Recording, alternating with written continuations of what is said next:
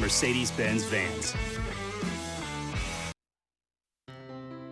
When it comes to ending cancer, we push forward, always working together for you. That's why our cancer experts at Ochsner have clinically integrated with MD Anderson Cancer Center. This means advanced cancer care, including access to life-saving clinical trials and integrating care to treat the whole you. Introducing Ochsner MD Anderson Cancer Center. Long live you. Electricity is all around us, and our families depend on it. Every day is sparked by the power of a cold drink or a warm meal, a movie night, and a comforting light at the end of a dark hallway. From sunrise to sunset, playtime to bedtime, our team is ready to take care of your electrical needs, even in the case of an after-hours meniscus revealed a repair was necessary. McCarthy hurt during the preseason opener. Coach Kevin O'Connell. As crushed as I am for our team and the excitement that we had in our building, I know our fan base felt the same way, especially after seeing him perform really well the other day at US Bank Stadium. I'm the most crushed for JJ. Vikings start Sam Darnold week 1. Ravens tight end Mark Andrews avoided injury this morning after being involved in a serious car accident where 2 vehicles sustained heavy damage. The accident occurred while he was driving to the team facility for training camp. Sources have told ESPN the 49ers are still trying to work out a long-term contract with star receiver Brandon Ayuk, but have also agreed to parameters of a trade that would send him to the Steelers. San Francisco doesn't want to trade Ayuk, but contract talks at times with Ayuk have been contentious as he continues his training camp hold-in. Scotty Scheffler, the odds-on favorite to win the FedEx Cup as the playoffs begin this week.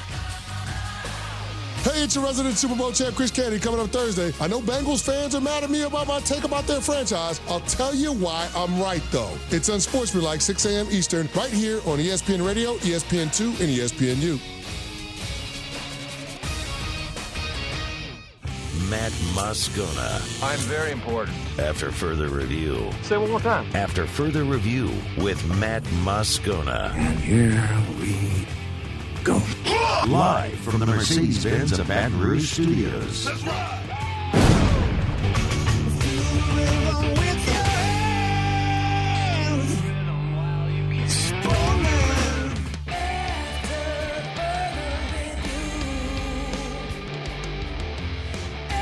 And off we go. Welcome aboard. Glad you're with us. It's AFR presented by Pluckers. I'm Matt.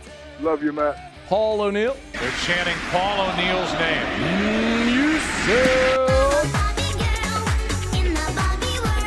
And Mr. Toby Tom Play.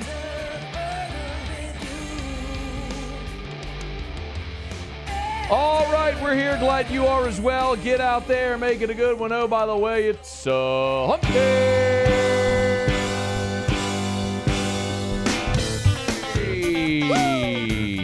Yep. It's hump day. Let's hump, everybody. Mike. What day is it, Mike? Tigers back on the practice field. Hump day. I wasn't there. It's hump day. Thankfully, Whale Xander was. Mike. What day is it, Mike? A.K.a. Wilson Alexander of The Advocate. Hump day. He's on hold listening to me right now. It's hump day. He'll tell us what happened. Mike. What day is it, Mike? Saints added a tight end. Hump day. Marshawn Lattimore returned. It's hump day. Dennis Allen told us how awesome the team's going to be. Mike. What day is it, Mike? You'll hear all that. Hump day. Kenny Morales covers the Bucks. It's hump day. He'll join us. Mike. What day is it, Mike? Ross Jackson covers the Saints. Hump day. He'll join us. It's hump day. Taylor Calandro sells booze. Mike. What day is it, Mike? He'll join us. Hump day. All right, lot to do. Let's get rolling. Glad to have you aboard with us here on this Wednesday edition of AFR presented by Pluckers. We begin as we do every single day. It's time to pop the top on another edition of AFR with Bud Light. Drink easy. Tigers are back on the practice field on Wednesday. I had some work obligations that took me away. So first practice of fall camp that I missed. Thankfully, our buddy Wilson Alexander of The Advocate, very good, was there, and he's good enough to join us for a couple of minutes to tell us what we missed. Wilson, we appreciate it, man. How are you? Doing well. How are you guys today? Doing awesome. One of the things that's kind of struck me about camp and how it's progressed so far is all the team periods we get to see and how competitive the defense has been when they go team. I'm curious, how much team did they do today? Quite a bit. We saw a full team period that was maybe like half a field or something like that. But then what was really rather thrilling was they did a full team period down at the 10-yard line. Brian Kelly said it was kind of a mindset day. He wanted to put the team through situations, especially defensively, where you're backed up at the 10 or it's first and goal at the 6. How are you going to respond to that? And they responded pretty well. The offense had a win. Josh Williams scored a touchdown on the very first play when he bounced the handoff to the outside. But then the defense appeared to make a fourth down stop when the starters got back out there. Greg Penn blew through the line to make a stop on third down, and then on fourth down, it seems like they stuffed an inside run again. The refs never made a call. Some of the offensive players argued, but either way, it was one of those things where they would review it if it was a game.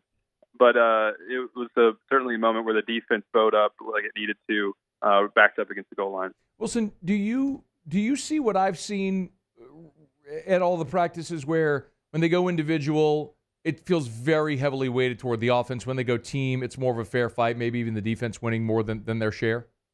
Yeah, I think that's an accurate assessment. But I've also been encouraged by an individual seeing more moments when it feels like the defense is winning than they did last year in the secondary. I feel like they're making more plays in individual. But like you said, it is still a little bit skewed toward the offense. We see Kyron Lacy and Chris Hilton and Kamorian Pimpton and Mason Taylor, make a lot of plays. But it feels like the defense has their moments here and there too. And that's been encouraging, especially at the start of camp. But certainly over the past week here, maybe these last 3 practices or so, it feels like the defense has won a lot of reps when they go to full team for sure. They're aggressive. They're flying around. They've had some situations early, the last 2 days, not as much today, but the last 2 days, where they were able to put in their dime pass rush package, what they call prowler, their prowler front with a bunch of pass rushers. And they were getting after Garrett Nussmeier and making life really difficult on the offense when they did that. Wilson Alexander is with us. By the way, I'd be remiss if I didn't ask. I saw that Jacobian Guillory was back today. Any notable absences or anything on the injury front? Yes, the Guillory, as you said, was back today after he got his left knee examined and ended up just staying on the bike all day yesterday. He was back, so crisis averted there seemingly and all that. The one absence was freshman wide receiver Jelani Watkins. He's got what Brian Kelly said is a foot sprain and an ankle sprain. An MRI came back that showed it was not a Lisfranc injury, and he added that the training staff will get him back pretty quickly. But Watkins was out there with crutches and a walking boot today. One spot where they're deep and can afford to lose someone. Not that you ever want to, but a wide receiver, that's an embarrassment of riches right there. So we hope Jelani gets back soon. What else did we see aside from those 2 team periods today out at LSU?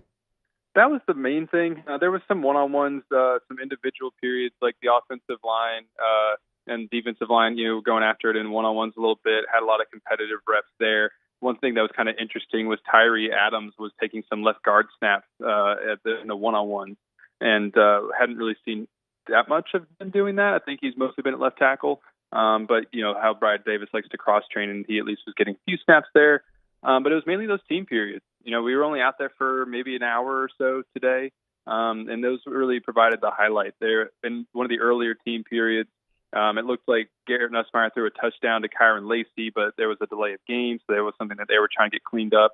I think Greg Penn had a sack on a blitz. Ashton Stamps had a pass breakup intended for Mason Taylor. So it was a pretty competitive day, kind of back and forth. Both offense and defense had some nice moments and some other things that they're going to need to clean up. And overall, like you said again, another day where the defense was a little bit impressive. Wilson Alexander, a couple more minutes here. Wilson Alexander, the Advocate, giving us our LSU football camp report from today out at LSU. Practice 11, the ninth-time media has had availability.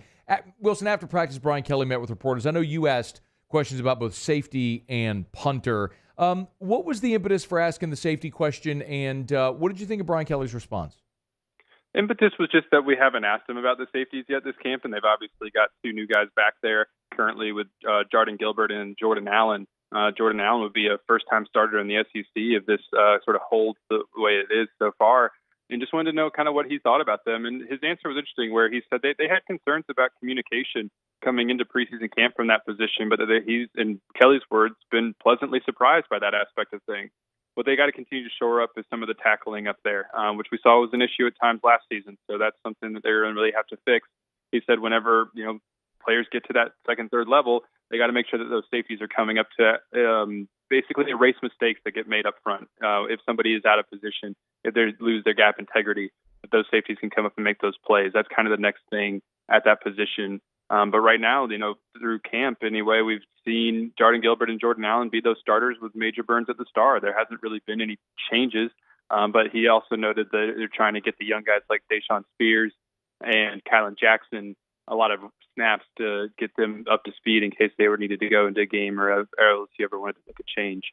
Spears had an interception today in the team period as well. That's awesome. Actually, those watching, that's Spears right there, a video from that I took from yesterday at practice when they're working on interception drills. He's an impressive young guy. You can see why he was so highly thought of in the recruiting process, and I expect he's going to have a role this year. Hey, Wilson, before you run, 11 practices in, 9 practices with media availability. So we've gotten to see, 10 to 12 hours worth of practice of this team. I think that's probably a fair estimate. Do you have any big, overarching takeaways so far from everything you've seen? Have you learned anything? I just feel like the defense is going to be more disruptive. Does that actually mean they're going to allow fewer points than they did last year? I don't want to say anything definitively because we won't know until we get into the games and all that. But I just feel like they're going to make life harder on offense than they did last year. The downside in where they could end up maybe giving up points is that becomes like a boom or bust situation. But they're blitzing so much more. They're nailing a lot more man coverage. We're seeing more pass breakups and interceptions because they're closer to the ball, but they're actually making plays on the ball. And I just feel like that they can create some havoc up front, especially with what they've got at linebacker. I feel like Savion Jones is playing better, so you're getting some edge pressure from him. And, it's one of those things where it's like I'm not going to give anybody the benefit of the doubt, especially this defense after what we saw last year. But it just feels like they're going to be a little bit more disruptive and make life harder on opposing offense. It seems my gut feeling at this point of the preseason is that we'll see them make plays that positively affect games more often than they did last year, instead of just trying their best to hold on to dear life. He's Wilson Alexander, LSU beat writer over at The Advocate. You can get him on Twitter, X, at WHAlexander_. Of course, appreciate a couple of minutes with him here. Wilson, thanks, man. We appreciate the time. Thanks for having me, Matt. Have a great rest of your day. You do the same. Tigers will be back on the practice field Thursday, Friday, but no media availability. The next availability is Saturday, so we won't be able to give you practice reports Thursday, Friday, but we'll have a full report for you on Monday after Saturday's workout. So we look forward to that as Tigers come toward the end of the second full week of fall camp. All right, it's After Further Review. Our show open every day is brought to you by Bud Light. Drink easy in Louisiana with the great taste of Bud Light. Appreciate our friends, of course, over at Mockler Beverage. Bud Light is just a major national brand. It's the number one selling light beer in the world, number selling beer in the world, of course. But when you talk about Mockler Beverage, they're great local people, and they're the official beer of the LSU Tigers and of the New Orleans Saints. And this is coming to an end tomorrow. Our friends over at Mockler are giving you a chance to win an LSU football flyaway to Vegas for the LSU-USC game. 2 round-trip tickets, 2 tickets to the game, 2-night hotel stay, and a $750 gift card for spending money. Again, check out the Mockler Beverage social media accounts if you want to see how you can enter on Facebook, on Twitter, or on Instagram, I should say. Go search Mockler Beverage Company, and you can see how you can enter for a chance to win flights, hotel, game tickets, and $750 in spending money for LSU USC. Of course, is brought to you by Neutral, but all under the Mockler Beverage family. So we appreciate our friends over at Mockler Beverage. Drink easy with the great taste of Bud Light, the official beer of the LSU Tigers, the official beer of the New Orleans Saints, and the official beer of AFR. All right, y'all, it's After Further Review. We're glad you're hanging out with us here. Let me knock out a quick break. We'll go from the purple and gold to the black and gold. New Orleans Saints worked out in Irvine, California. That's coming to an end. Only 2 more days out in Irvine. Thursday, Friday, they'll go to Santa Clara to take on the Niners on Sunday night. Then they're back home to New Orleans. So it's been a long trip out on the West Coast, but it's coming to an end. And it comes to an end with a bit of good news as some key players for New Orleans returned on Wednesday. We'll get to that as we continue. It's AFR. AFR. Awesome time to go see our friends at Clegg's Nursery. Love whenever the seasons start to change. I know it's 100 degrees outside. It's literally 98 degrees right now. But look, it's also the middle of August, which means before you know it, fall's going to be here. Football will be in the air. It's time to get those fall bedding plants, those fall vegetable gardens, those seeds in the ground. And Clegg's has a great selection. Not only the fall bedding plants of Johnny Naylor's seeds, you know where to find them.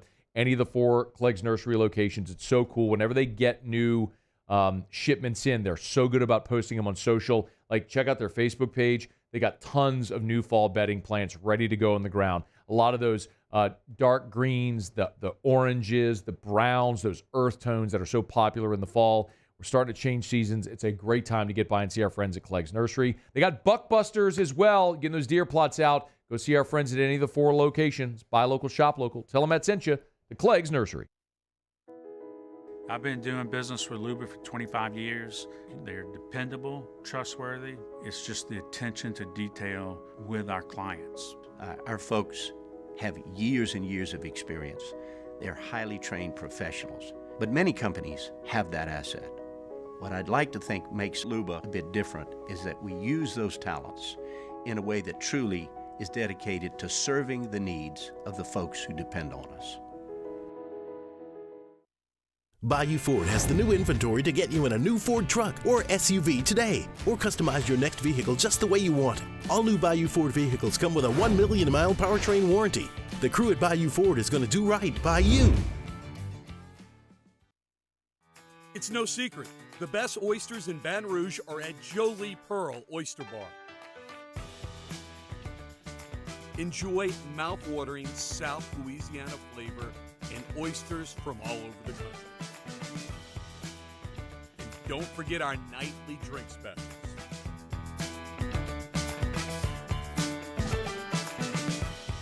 Jolie Pearl Oyster Bar, located in downtown Baton Rouge. The Windsor Senior Living Community in Mandeville, Louisiana is a beautiful, vibrant apartment community geared toward seniors. They are nestled right in the heart of Mandeville, where seniors live a more carefree lifestyle in spacious apartments with the peace of mind that comes from having a little extra help. Call the Windsor at 985-624-8040 to schedule a lunch and tour. Come see how the Windsor can be your passport to peace of mind. Gulf Coast Office Products is a nationally recognized Savin office equipment dealer based right here in Louisiana. Over 100 employees strong, Gulf Coast has the boots on the ground to support all vertical markets, from education, engineering, legal, and finance. With the latest in office technology, from desktop to production segment units, Gulf Coast and Savin have the perfect fit for you.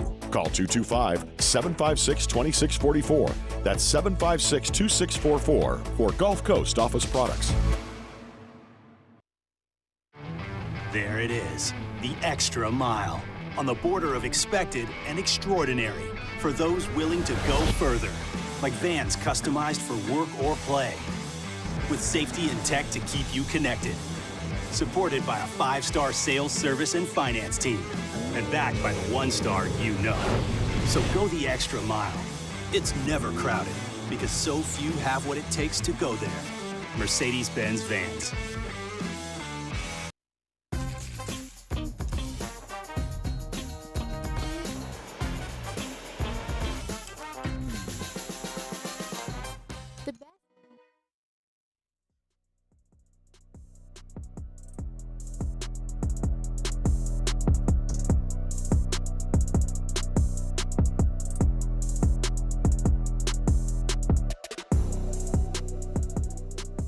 After further review with Matt Moscona, presented by Plucker's Wing Bar, open till midnight or later every night of the week, where every Monday is all-you-can-eat wings. Plucker's Wing Bar. If you don't like our wings, we'll give you the bird.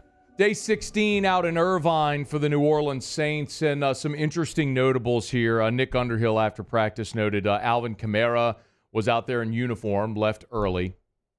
Marshawn Lattimore, this is probably the big one. Marshawn Lattimore worked out off to the side for the first time. So working out individually, but the first time that we've seen Lattimore go through workouts since the injury early in camp. He notes Pete Werner also with Lattimore working off to the side. Nick also noted that Jake Haener had the best day of the 3 quarterbacks out at practice on day 16. Dennis Allen, after day 16 workouts, had this to say.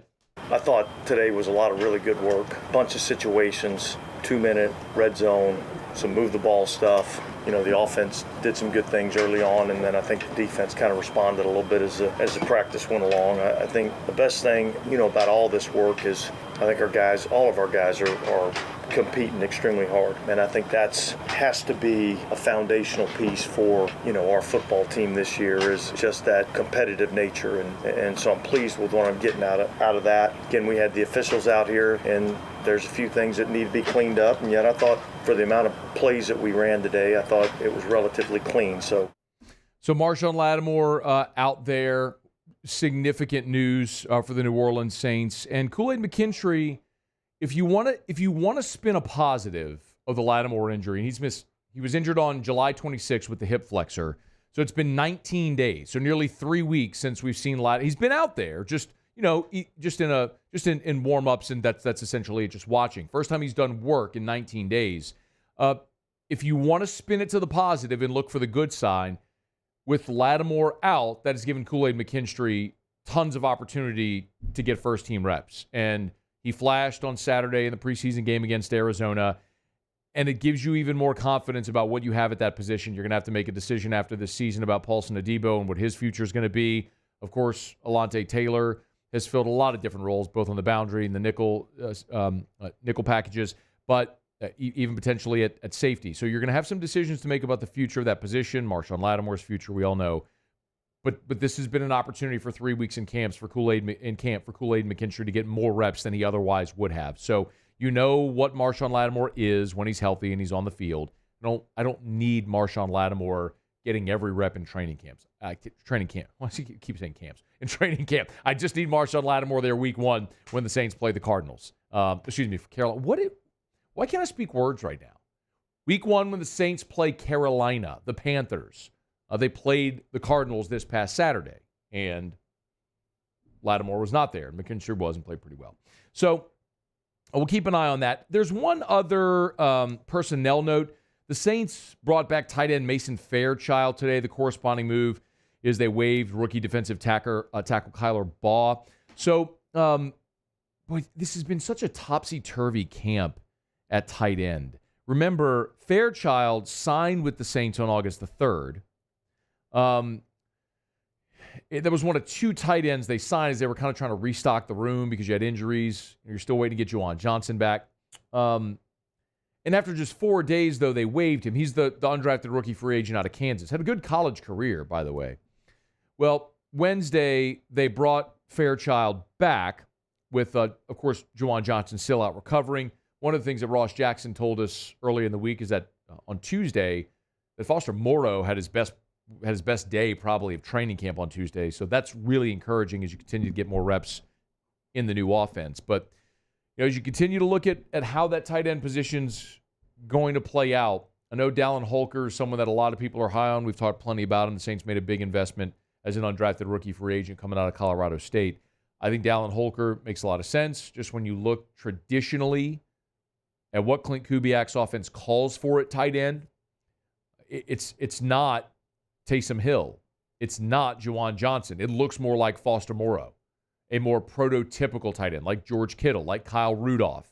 I mean, that looks more like Foster Moreau or Dallin Holker. Now, Holker's a great pass-catching tight end, but he's a big physical guy who can block as well. So one of the interesting things just about watching through the preseason games is how they use these guys and who stands out in this offense. So Mason Fairchild's back, worth seeing how he does. And maybe most notably is when you have a guy like that who you waive and then have an opportunity later in camp to bring back. It certainly speaks to the fact that you waived him not because you didn't like the player. It was probably just situational where you felt like you had more needs and you needed that roster spot at the moment. So that's where the Saints are. But they brought back Mason Fairchild, and they've waived rookie defensive tackle Kyler Baugh. All right, it's after further review. Dennis Allen also talked about what's going on at right tackle. I want to get to that here in just a quick second. We're brought to you by Michelli Weighing and Measurement. Michelli.com.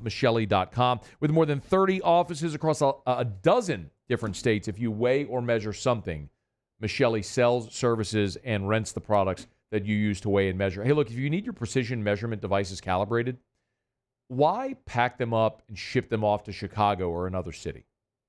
When Michelli is in your market, They can come to your office, grab your devices, bring it back to their lab, calibrate it, and return it. Or if you have precision measurement equipment that can't leave or you don't want to leave your facility, they can come calibrate on site. They have a mobile calibration unit. It's Michelli weighing in measurement. Everybody knows Michelli for scales, but so often what happens is they go to the website, they look at the services tab and say, I didn't realize you did this. Check it out at Michelli.com, Michelli, Michelli.com, Michelli.com for Michelli weighing and measurement, more than 75 years for Michelli weighing and measurement, Michelli.com. When Dennis Allen met with reporters, he was asked about right tackle. And in particular, because Trevor Penning had a really rough day on Saturday against the Cardinals. And they continue to try to hammer this round peg in a square hole. And Penning keeps getting all of the first team reps at right tackle. And Dennis Allen was asked on Wednesday, why? Why do you continue to give all of the reps to Trevor Penning at right tackle when he's struggling? Yeah, I think there's part of it with the offensive line and trying to create some cohesiveness with a group. And yet, there's got to be some competition. And I want to see one of these other guys step up and tell me that they need to be the guy. And so, this isn't, we don't run a charity organization where we just give things away. I mean, guys have to go out and earn it. And you start somewhere, right? And then, I'm looking for, okay, where are the signs, that say, Coach, you need to put me in here. And where we're at today, I still feel like we've got the right 5 guys out there, but we're going to continue to evaluate it. Maybe the most concerning part of that, and by the way, this is not a knock on Dennis Allen. Seriously, I lob my criticism when it's warranted. And one thing that I have found, I don't know necessarily refreshing, but just interesting throughout camp is just how candid he's been about personnel issues and players when they've struggled. And I was glad to hear him say this isn't a charity. You have to earn it. But maybe the more concerning part is when you watch Trevor Penning out there on Saturday against the Cardinals, and he is one of your lowest graded players for that game, and he's a guy that just continues to struggle, lost his job last year at left tackle. By the way, his PFF grade was a 41.5 on 25 snaps. He was one of the lowest graded Saints from Saturday. The problem is Landon Young, who's a potential replacement at right tackle, was a 35.9 grade. He graded out lower than Trevor Penning did. So whenever you hear Dennis Allen say, I need somebody to show me and say, hey, that's my job, to go take it, then very clearly when you see Penning play that poorly and you don't have anyone that's warranting snaps there, that's an even greater concern. And I'll tell you, one of the guys when they signed him that I was encouraged by or hopeful for was Oli Udoh. Because Oli Udoh was a guy he's a young veteran who has started games at tackle for the Minnesota Vikings. That's a guy that is, again, not a veteran player, but a young veteran. He's 27 years old, primarily with the Vikings. And in his career, he's played in 43 games and started 18 times. So while he's not a super experienced player, over 5 NFL seasons, he's played in more than 40 games and started 18 times. He started more than a full season's worth of games. And you bring in that guy, and if he's not even showing, he had a penalty the other day against Arizona. If he's not even showing you he's warranting snaps right now when Trevor Penning's playing so poorly, that leads you to believe they're not just gifting Trevor Penning this spot because he was a first-round pick. They don't have a better option, which leads me to the point I've continued to make over and over again is if you don't have a guy on the roster right now that warrants playing time, go get someone on your roster that warrants playing time. This is the National Football League. There's a waiver wire. There's free agency. There are trades. Are you actually trying to win now, as your actions seem to point to? Or are you just punting? And maybe they're punting, and if they are, I'm good with that. Y'all know how I feel. I don't think they're winning anything of significance anyway. But it does lead to a very interesting point and question. If Penning isn't good and nobody has earned reps behind him, why are all these guys still on the team, and why don't you have a better option coming in? It's a fair question. And look, the answer is who? Okay, who? I don't know. I've mentioned David Bakhtiari 1,000 times. Is it worth kicking the tires? Maybe you wait until cut-down days after the third preseason game and see who's available, all right? But then you're really behind the 8 ball because then you're a little more than a week away from the season opener, and now you're trying out right tackles after camp is over. It's an unenviable spot. You got to find an option, man. It doesn't seem like they have it right now. All right, it's After Further Review. We're glad you're here. Hump Day Show is brought to you by Pluckers. Of course, y'all, football's back. The best place to watch football all season long is at Pluckers. And if you're having your fantasy draft, remember, if you have it at Pluckers, your commissioner will get a gift card if you arrange or schedule your draft at Pluckers beforehand. So either location, Nicholson or Bluebonnet, dine-in, carry-out, or delivery. Pluckers, you don't like our wings, we'll give you the bird. All right, Taylor Calandro in 15 minutes, y'all. Some of you have criticized me, rightfully so, for not getting to the questions for Taylor quickly enough. I end up talking to Taylor, and then we have like 2 minutes, and I ask questions, and we run out of time. So it's my bad.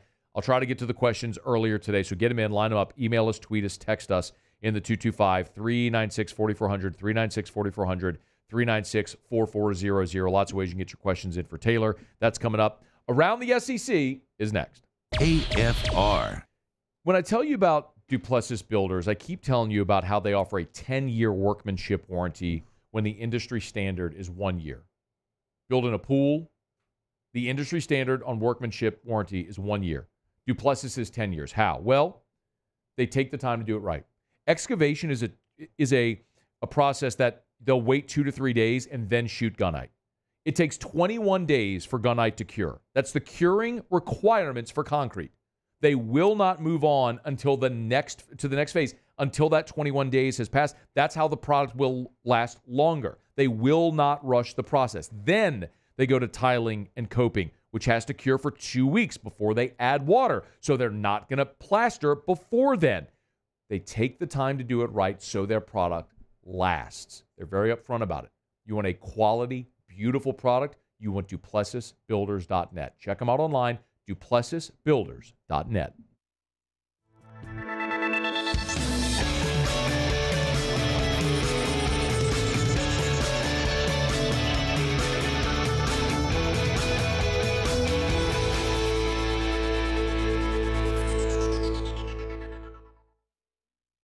Gulf Coast Bank and Trust is giving our customers the power to bank anywhere, anytime during this challenging event. And we're right there with you. Our mobile banking app is a smart way to manage your money and time.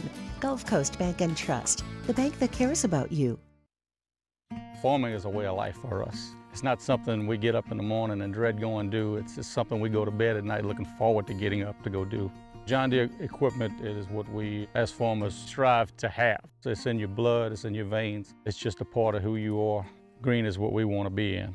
The other tractors were acquired to patch it up to get to where you want to be. Where we want to be is in John Deere. Flip the switch and learn more about what it means to be powered by sunshine at sunequip.com.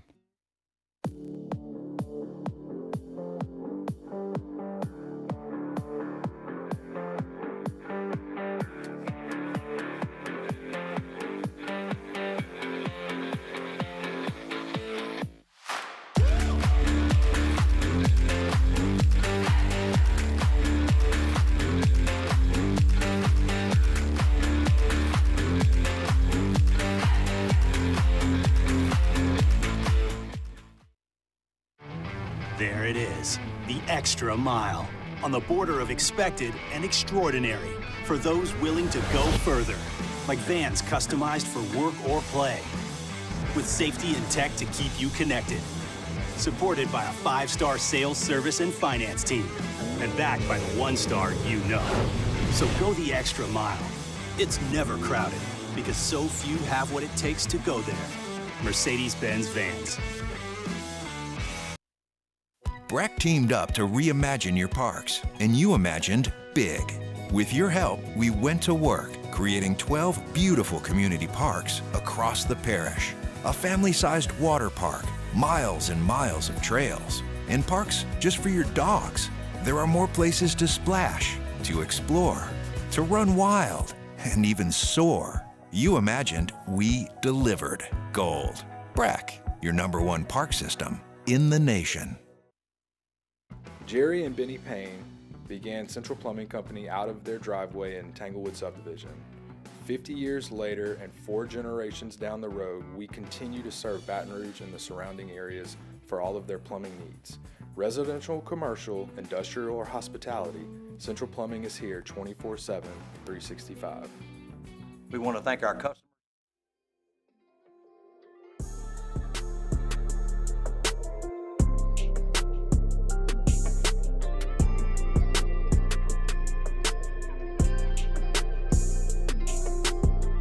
After further review with Matt Moscona, presented by Plucker's Wing Bar, open till midnight or later every night of the week, where every Monday is all-you-can-eat wings. Plucker's Wing Bar. If you don't like our wings, we'll give you the bird. Get ready to make your picks for this year's college football pick'em. Pre-register now at 1045ESPN.com.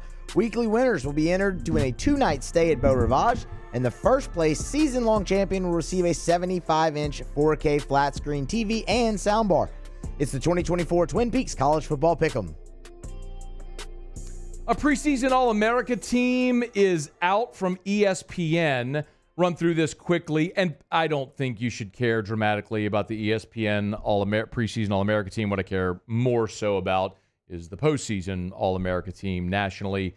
Carson Beck is the first-team All-America quarterback. Your running backs are Ollie Gordon of Oklahoma State, Amari Hampton from North Carolina. Luther Burden and Tataria McMillan from Arizona State are your wide receivers. Colston Loveland at tight end. Will Campbell is a first-team All-American offensive tackle. Your offensive line there, Will Campbell. Tate Ratledge from Georgia is the first-team guard. Parker Brailsford from Bama at center. Tyler Booker from Bama at guard. And then Kelvin Banks from Texas. The entire first-team All-America offensive line is from the SEC.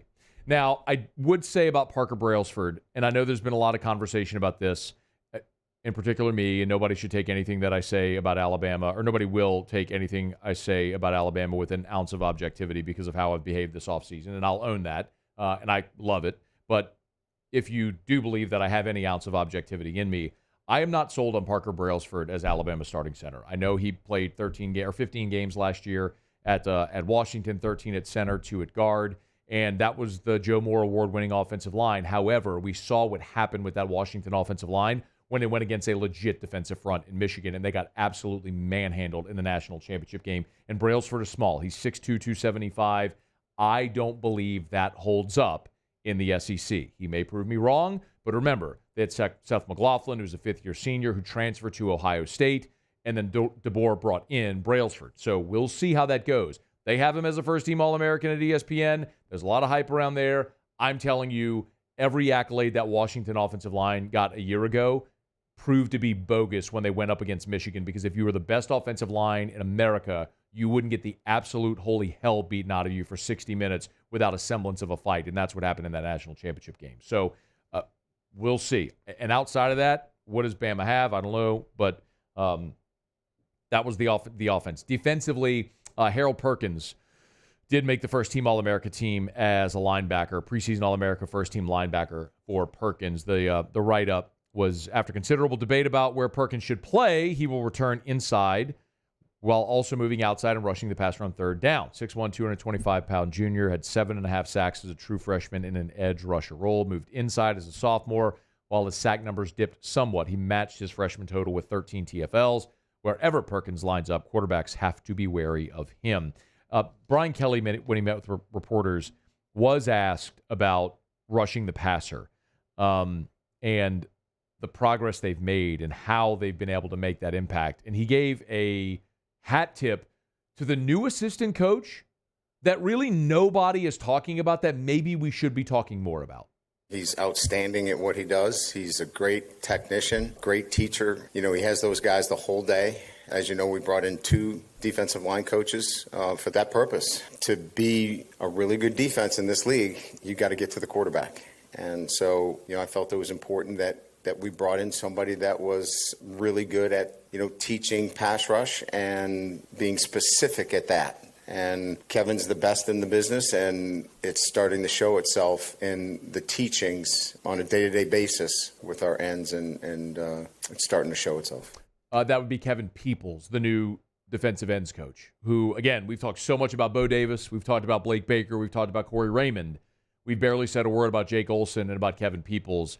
But you hear it there, and you hear it from the players. They're getting very active in their pass rush, and when we have seen team periods, they have been productive in their pass rush as well. Maybe someone we should be focusing more on is the job Kevin Peoples is doing here early in his first season at LSU.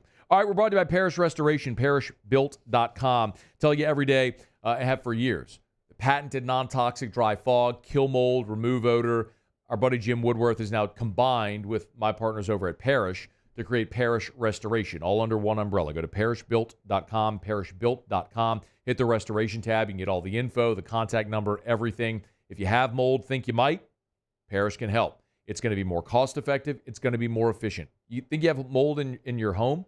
They'll come in, boom, half a day. They spray their fog, let it dwell. As soon as the fog dissipates, it kills everything. The mold, the spores, gets rid of the odor, all of it.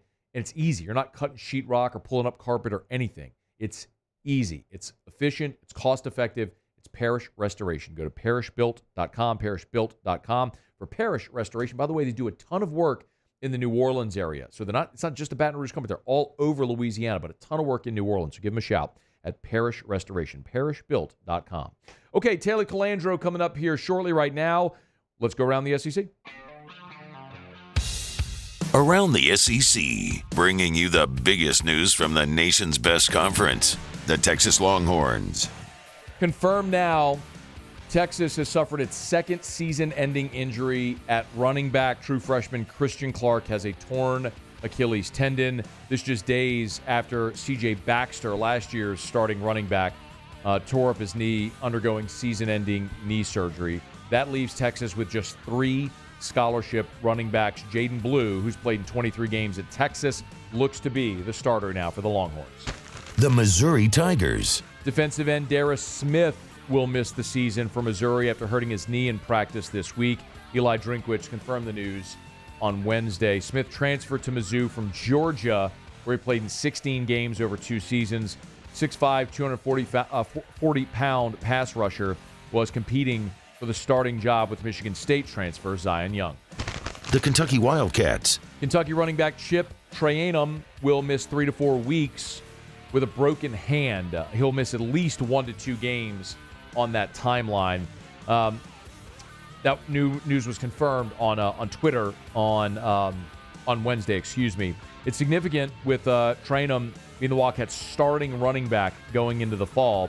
So now, what direction do they go? Especially not with the depth you've had in years past with guys like Benny Snell, Chris Rodriguez, Ray Davis. Trayanum transferred following 2 seasons at Ohio State and Arizona State each, so he's going to his 5th year of college football, but he'll miss the start of the season with a broken hand. The Georgia Bulldogs. And maybe a smidge of good news from Georgia. The reckless driving charge against wide receiver Devin White has been dismissed, according to court records. White was pulled over slightly after 2 a.m. for traveling at a high rate of speed the wrong way down Clayton Street while a passenger was hanging out of one of the side windows. So White came to Georgia as a 3-star recruit in 2024, played really well in spring, and is looking to contribute as a freshman wide receiver there in Athens this year. The reckless driving charge dismissed. Okay, there you have it. That is Around the SEC. Hump Day Show is brought to you by Pluckers, Nicholson Bluebonnet, dine-in, carry-out, or delivery. Pluckers, if you don't like our wings, we'll give you the bird. Quick break. Bourbon Dictionary with Taylor Calandro is next. If you got a booze question, get it in. Email us, tweet us, text us in the 225-396-4400, 396-4400, 396-4400. Bourbon Dictionary with Taylor Calandro is next. AFR. Get Gordon and get it done and get busy coming up with the next Gordon McKernan Injury Attorney billboard campaign. Love this. It's the second year they've done it. Great prizes as well. It's the Design My Next Billboard contest from Gordon McKernan Injury Attorneys. It's exactly what it sounds like. You have an opportunity to design Gordon's next billboard and potentially win up to $2,000 in prizes. And, of course, the opportunity to see your billboard on a board on the side of the road. All right, here's the deets. The deadline is September the 8th. So you got a little time, but you got to get working. So go to getgordon.com/billboards. Again, getgordon.com/billboards if you want all the info. Design that billboard. You can win up to $2,000 in prizes and see your billboard on a billboard on the side of the road. It's the Gordon McKernan Injury Attorneys Billboard Contest. Go to getgordon.com, getgordon.com. Get Gordon. Get it done. Bayou Chrysler Dodge Jeep Ram is taking $20,000 off new 23 Ram 1500 trucks. We're open for business in our beautiful new showroom and taking $20,000 off the powerful Ram truck. All new Bayou vehicles come with a 7-year, 100,000-mile warranty. The crew at Bayou Automotive is going to do right by you. At Relief Windows, we're more than windows. We're windows, doors, hardy plank, and vinyl siding. But our #1 product is always customer satisfaction. Visit us online at reliefwindows.com.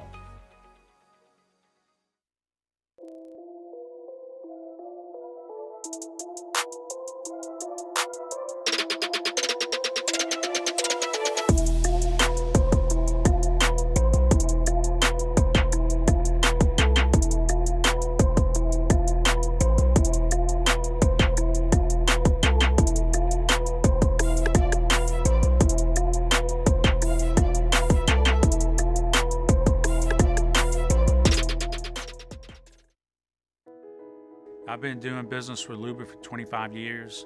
They're dependable, trustworthy. It's just the attention to detail with our clients.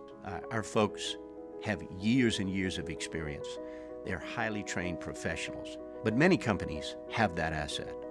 What I'd like to think makes Luba a bit different is that we use those talents in a way that truly is dedicated to serving the needs of the folks who depend on us. Dylan Cruz here to tell you about Six Rings Baseball and Softball Camp. If you live on the North Shore and play ball, go to Six Rings Camps with former LSU assistant coach Dan Canaveri. His knowledge is second to none, and your child will improve and have fun doing it. Camps are held at Coquille Park and Six Rings Academy in Covington with 4 sessions over the summer. Full day and morning only sessions are available from ages 7 to 13. Go to sixringsbaseball.com or call 985-206-9096. Learn the game to love the game.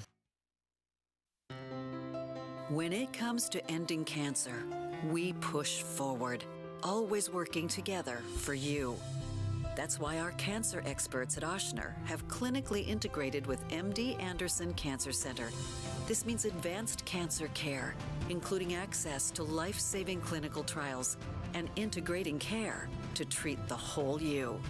Introducing Ochsner MD Anderson Cancer Center. Long live you. Electricity is all around us, and our families depend on it. Every day is sparked by the power of a cold drink or a warm meal, a movie night, and a comforting light at the end of a dark hallway. From sunrise to sunset, playtime to bedtime, our team is ready to take care of your electrical needs, even in the case of an after-hours emergency.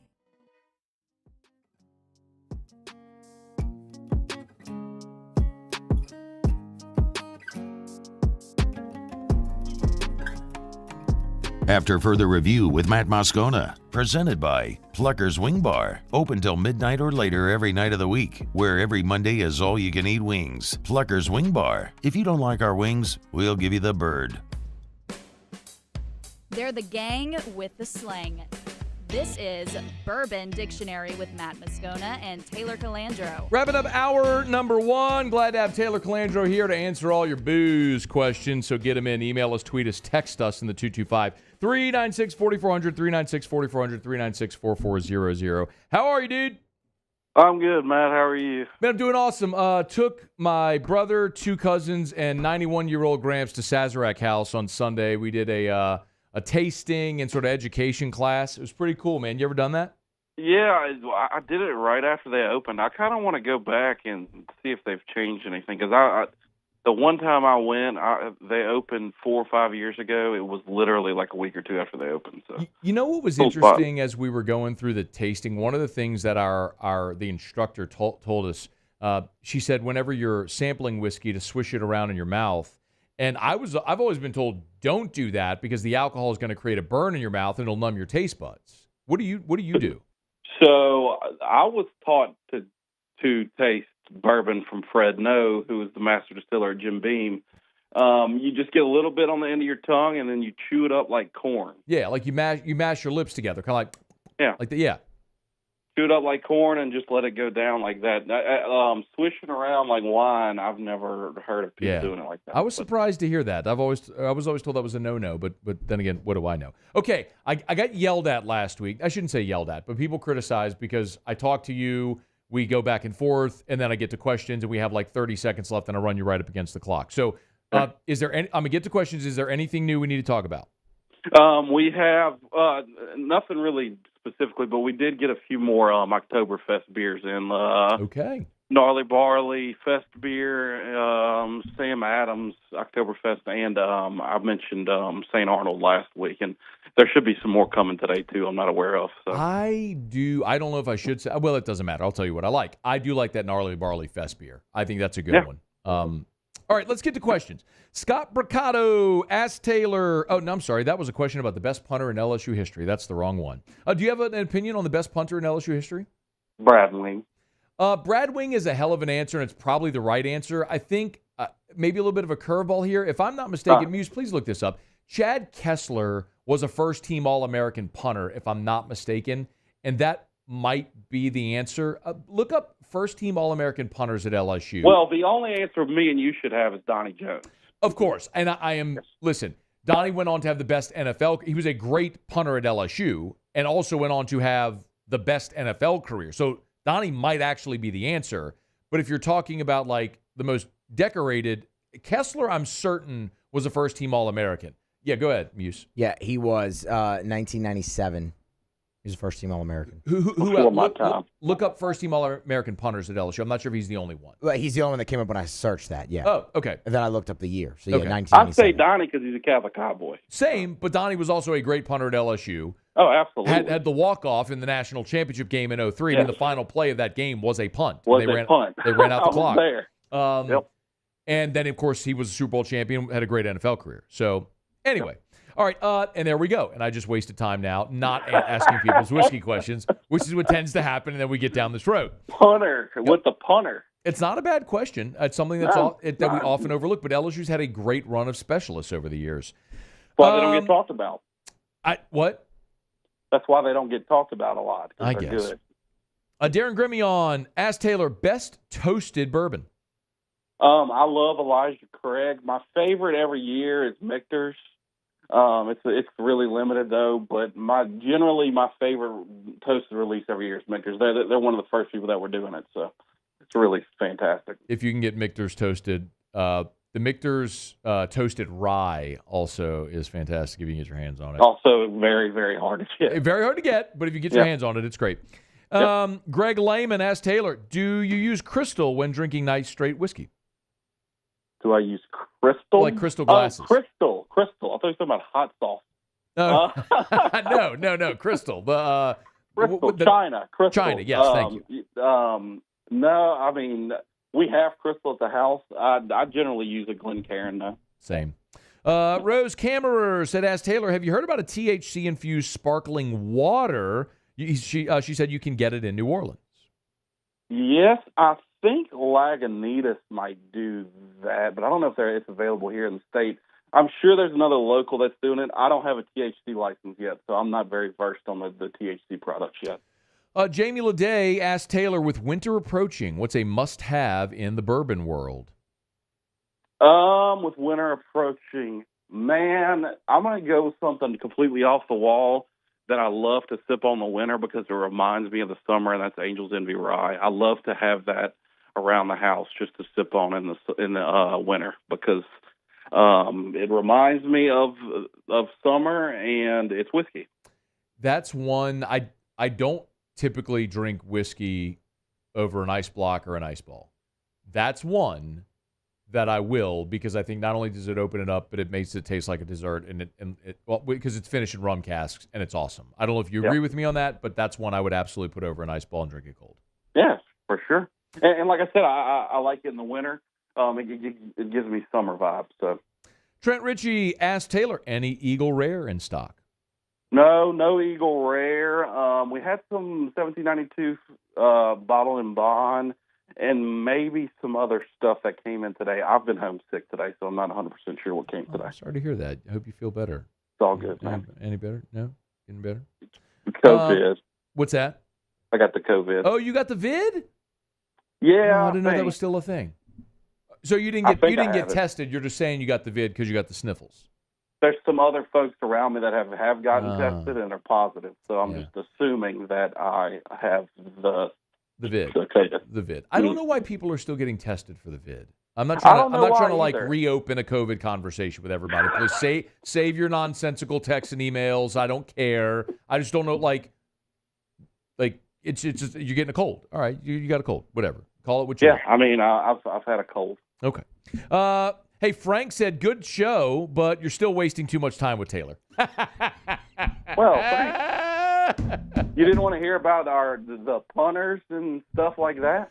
No, I don't even know if he means that or if he means, well, actually, I don't know if he meant that or if he just meant the segment in general. But no, but either way. What is, are we starting, we're less than a minute, are we starting to get new whiskeys? Like we're getting closer to hunting season. Yeah, I would guess in the next few weeks you're going to start seeing a lot of stuff pop up allocated wise. This is always the time of year that stuff starts coming. All right, 30 seconds, two more. Let me go this really quickly. Scott Pitaro, any Penelope toasted in store? We have the toasted rye right now, yes. And then Nick says, do you have Abita's Respect Your Body Blueberry Light Beer inspired by Hold the Mayo? Shout out Hold the Mayo. No, we don't have that. I need to ask Abita about that. Taylor Calandro, thanks, dude. See ya. I think we covered a lot of ground there. I think we got a lot of your questions in. We talked about punters. All right, it's AFR. AFR. AFR is brought to you by Relief Windows and ReliefWindows.com. You know where to find them.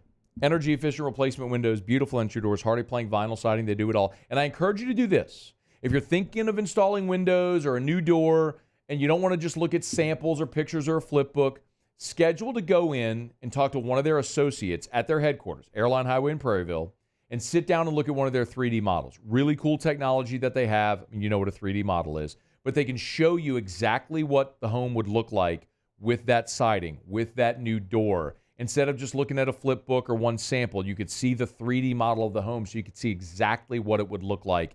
It's just only there at the headquarters on Airline Highway in Prairieville. So call, make an appointment, or just walk in any Monday through Friday over at Relief Windows. As a matter of fact, you're going south on Airline Highway, you cross Highway 42, about a quarter mile on the right. You can't miss it. It's Relief Windows. Energy-efficient replacement windows, beautiful entry doors, hardy plank vinyl siding. Oh, yeah, they do shutters as well. It's Relief Windows and ReliefWindows.com. There it is, the extra mile, on the border of expected and extraordinary for those willing to go further, like vans customized for work or play, with safety and tech to keep you connected, supported by a 5-star sales, service, and finance team, and backed by the 1-star you know. So go the extra mile. It's never crowded, because so few have what it takes to go there. Mercedes-Benz Vans. I've been doing business with Luba for 25 years. They're dependable, trustworthy. It's just the attention to detail with our clients. Our folks have years and years of experience. They're highly trained professionals. But many companies have that asset. What I'd like to think makes Luba a bit different is that we use those talents in a way that truly is dedicated to serving the needs of the folks who depend on us.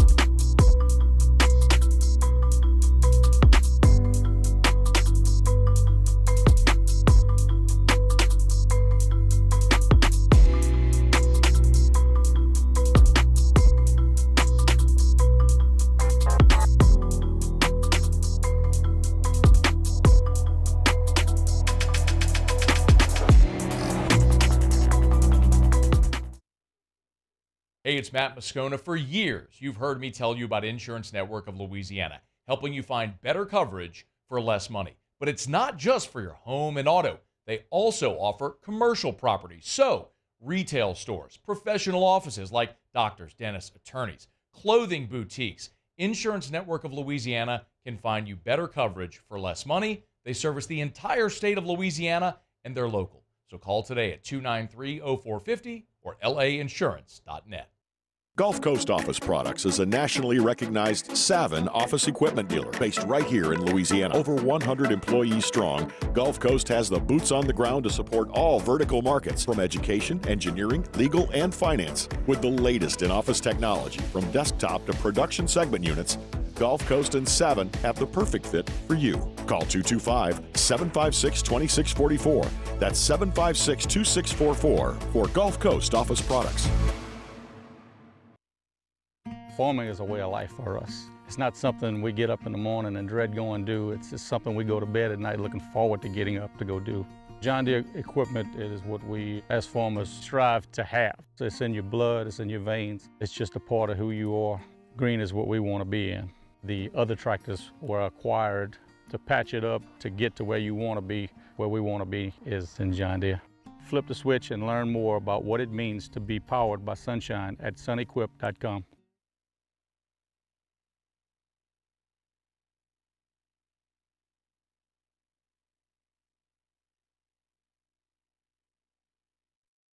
This is SportsCenter. I'm Christine Lisi. Unfortunate news for the Vikings and rookie quarterback J.J. McCarthy. McCarthy will miss the 2024 season. Surgery on a torn meniscus revealed a repair was necessary. He was hurt in the preseason opener. Sam Darnold set to start Week 1. Ravens tight end Mark Andrews avoided injury this morning after being involved in a serious car accident where two vehicles sustained heavy damage. The accident occurred while he was driving to the team facility for training camp. The 49ers still trying to work out a long-term contract with star receiver Brandon Ayuk, but have also agreed to parameters of a trade that would send him to the Steelers. The Niners don't want to trade Ayuk, but contract negotiations at times have been contentious as he continues his hold-in at training camp. Sources told ESPN's Jeremy Fowler an Ayuk trade only a phone call away. Unsportsmanlike co-host Chris Canty. The Pittsburgh Steelers need a player like Brandon Ayuk. And it's hard to find those kind of guys because usually when teams got them, they don't let them walk out of the building. Scotty Scheffler, the odds-on betting favorite to win the FedEx Cup as the playoffs begin this week, minus 120 at ESPN Bet. Hey, it's your resident Super Bowl champ, Chris Canty, coming up Thursday. I know Bengals fans are mad at me about my take about their franchise. I'll tell you why I'm right, though. It's Unsportsmanlike, 6 a.m. Eastern, right here on ESPN Radio, ESPN2, and ESPNU. Matt Moscona. I'm very important. After further review. Say it one more time. After further review with Matt Moscona. And here we go. Live from the Mercedes-Benz of Baton Rouge Studios. That's right.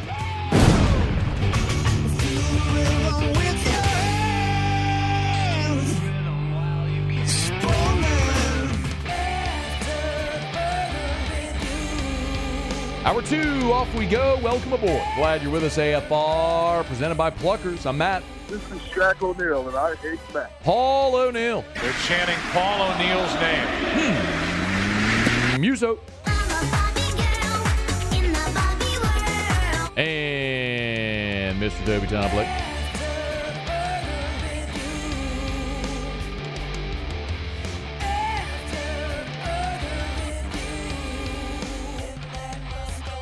All right, we're here. Glad you are as well. Get out there, make it a good one. We'll head out to Irvine in 1 hour. Check in with Ross Jackson after the Saints were on the practice field for day 16. About 15 minutes, Brian Kelly met with reporters after practice on Wednesday. He talked about Ashton Stamp, Zy Alexander, the development of the safety position, the DBs as a whole. We'll get into all that here again about 15 minutes from right now.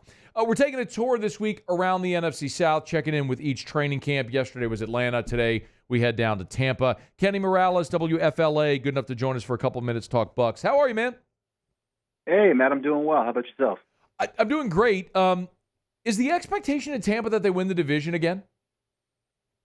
Yeah, I would say it's past that. Okay. The Bucs social team put out a cool video the day before training camp where Todd Bowles was addressing the team, and he said, straightforward, listen, we don't want just another division title. We want to go back to the Super Bowl. And, obviously that's outsiders, and I think a lot of, Bucs fans too would say that's pretty lofty goals. But look, they like what they brought back. They were really impressed with what Baker Mayfield was able to do last year, able to revitalize his career. and they were really happy with all the pieces they brought back, right? Getting a guy like Mike Evans today, re-signing, Antoine Winfield Jr. They just extended Tristan Wirfs, made him the highest paid offensive lineman. So they've definitely got some good pieces. I don't know if they're a Super Bowl contender in my eyes, but I think they're definitely a playoff team for sure. You mentioned Evans. What other playmakers are there in Tampa? Because it feels like there's been some turnover. Yeah, no, definitely. So at least, pass catcher-wise, you still got Chris Godwin there. And, touchdowns-wise, he really didn't impress last year. I think he only had 2, which is pretty low for him. He's a tremendous wideout. They're going to move him back into the slot this year quite a bit. They got the new offensive coordinator, Liam Cohen. So I imagine you probably see a little more production out of him. And then a guy that's really been flashing for them in training camp has been Jalen McMillan, the rookie wideout from Washington. I know, Roma Dunze, another guy, his old teammate, kind of stole a lot of the headlines there. But this kid, he's been the real deal. A great route runner, fantastic hands. I mean, I don't think we've heard from a player or Bulls that haven't spoken glowingly about him. And he said the other day that his number one goal in training camp was to get Baker Mayfield to trust him. And we heard from Baker recently. He's like, yeah, he's doing everything right to earn that trust for sure. You also mentioned Liam Cohen, which is interesting. I think a lot of SEC fans would know Liam Cohen from his time in Kentucky, bounced to the NFL, back to Kentucky. Now he's back in the college game. In what ways materially might it be different there with Cohen? Yeah, I think offensively it'll just bring the Bucs more into today's NFL. I know before that he was with the Rams. He's not the exact same kind of guy, but similar offense like Sean McVay. There's a lot of window dressing, a lot of bells and whistles, guys moving around, a lot of motion in the backfield. Receivers moving around. I think you'll see a lot more of that. It seems like it's an offense that the Bucs really like. Anytime we talk to any of the pass catchers, especially the tight ends, that was a position last year that kind of went, by the wayside. Really didn't get a lot of guys involved. Cade Otten being their tight end number 1. They also got a guy from Washington, Devin Culp. The Bucs really like their Huskies for whatever reason. Yeah. But those are, I think, even in that first preseason game, we saw the tight ends get a lot of action, and I think you'll see a little more of that. And hopefully a more robust run game, which, it can't get really any worse because they were dead last in the league last year. But I think with the, Rashad White now entering, I think, his second year as a full-time starter. They drafted Bucky Irving from Washington. I think he'll be a nice compliment to him. And then the biggest thing is the improvement of that interior offensive line. They got a center in Graham Barton, who's looked really good. If you haven't seen him, go check out some of the clips of him from that first preseason game. He was blocking 5, 10 yards. 15 yards down the field. And he's looked pretty solid in training camp. And then the guard position, Cody Mauch, he's back for a second year. It looks a little bit stronger, maybe, understands the offense a little bit more. And then the left guard, they had 2 guys battling for a starting spot there. Sua Opeta, who unfortunately went down for the year with a torn ACL. Now they got Ben Bredesen, who's a veteran dude. He played with the Giants for a couple of years. So I think with improvement there, you'll hopefully see an improved run game as well. Kenny Morales is with us, WFLA there in Tampa, covers the Bucs. Man, someone asked me this earlier this week. I didn't have a great answer because I'm not on the Tampa beat, but what happened with Devin White? That is a great question. I think you get a lot of different answers depending on who you ask. Unfortunately, I actually did not cover Devin White this past season. I wasn't working in TV at the time, but before that, I did get to cover his first couple of years with the Bucs. And if you asked a Bucs fan before last season, they'd tell you he's a heck of a player, which I would agree with. He was an incredible athlete. He was kind of, along with Levante David, the 2 top guys in that defense in terms of, being vocal leaders. And then, it just kind of went to the wayside and things got a little, I don't know. You talk about him being a locker room cancer. He said he dealt with some injuries, didn't want to play. And certainly his play did take a downtick, I would say, this past season. He's an incredible athlete, but just sometimes, he'd get in the backfield and the play's 5 yards to the other side. And he's already, he's left in the dust, left to do nothing. And so, and then obviously the biggest thing was that he wanted to get paid. And we saw a lot, the Bucs certainly did that with a lot of guys this past offseason. But they did not do that with Devin White. And, I think a big reason why is because they really trust KJ Britt, a guy that kind of came in there when they decided to bench White. And he played pretty well. And from what we've heard from every guy on that defense, they love KJ Britt. This guy's a vocal leader, a dude that, great work ethic, and a damn good player as well. So I feel like it was probably best for both parties for White to go ahead and leave. Kenny, are there what are the questions now, almost 3 weeks into training camp that remain for Tampa? Yeah, I think the two biggest would be one I kind of touched on it, that interior of the offensive line. Obviously, they've kind of restructured it. They got some new faces there. But what can they actually do under the lights? We really haven't seen any of them play other than, I believe, Barton played this past weekend. And I can't remember if Mount did or not. I don't believe Bredesen did. And then the other one on defense is the pass rush. This is a team that lost Shaq Barrett, who, signed with the Dolphins, but then, a couple weeks ago decided to retire, which kudos to him. He was a tremendous guy to cover, such a pro's pro. Happy for him and his family. But beyond that, their leading sack guy last year was Yaya Diaby, a rookie. And I'll tell you this, he is, if you've never seen Yaya Diaby, go Google a picture of him this second year. This dude is a freak of nature. He is absolutely jacked. He's just an incredible athlete. And I think he'll probably be right up there in terms of sacks again for the Bucs. But beyond that, you kind of have a lot of question marks. They drafted the kid Chris Braswell out of Alabama. He's looked solid so far in camp. Joe Tryon-Soyinka is a dude they drafted in the first round late a couple years ago with the hopes that he could be, a top tier edge rusher, but he really hasn't panned out. He's been okay. I think he had like 5.5 sacks last year, but his third year, I think he's coming up on his last year of his contract, if I'm not mistaken. Beyond that, you don't really know who else there is in orders of guys that can actually pressure the quarterback. One guy to keep an eye on would be Vita Vea, which I know is kind of weird. Okay. You don't really typically see a lot of guys in the interior doing that, but Vita Vea has lost a significant amount of weight. I know he hasn't told us for whatever reason. He has not given us a number. But if you look at the pictures of Vita Vea in camp now compared to last year, it's pretty stark, the difference. I believe last year they listed him at like 347, but some Bucs folks said he played around 360 last year at times. And I would be surprised if he's not down to 320 or something. He's lost a significant amount of weight, and he looks quicker, which is obviously great news for the Bucs. And I think, he talked about it. He worked this past offseason with Ndamukong Suh, which he's done a couple of years, but he said this year in particular he wanted to lose some weight, wanted to get in a better shape. I think for two things. One, he wanted to be on the field more. With a body that big, you can get a little tired, and you have to come out for a couple plays. But also, to protect his body. He missed a couple games, last year, and I think the same thing the year before that. Now you don't have to have 360 pounds in those joints. Hopefully that'll help as the season goes along. Last thing for you, Kenny. Obligatory Baker Mayfield question. Was last year a fluke? Can he build upon it? That's, I think, what everybody wants to know about Baker Mayfield. What say you through 3 weeks of camp? Yeah, that's kind of the big question everyone has is, can he do it again? Because he really hasn't throughout his career so far, right? He had one solid year in Cleveland, and then he was able to do one solid season here. But can he make it 2 in a row? I think he can. I think so far we've seen in training camp he's looked very crisp. The chemistry with Mike Evans and Chris Godwin is evident. I'm just curious to see what he looks like in Liam Cohen's offense. It's an offense that he's going to have a lot of responsibility with. Like, he's going to make a lot of calls, a lot of audibles at the line. It's basically up to him. He's running the show. And I think that's a big reason why the Bucs went out and got Liam Cohen, is the fact that those two have a familiarity with each other. For those who don't know, Baker, when he went and had that cup of coffee with the LA Rams and won a game, essentially, joined the team, I think, only 3 days before, Liam Cohen was the OC. Yeah, and so they've got a good relationship there. He has a lot of confidence, Liam Cohen does, in Baker Mayfield.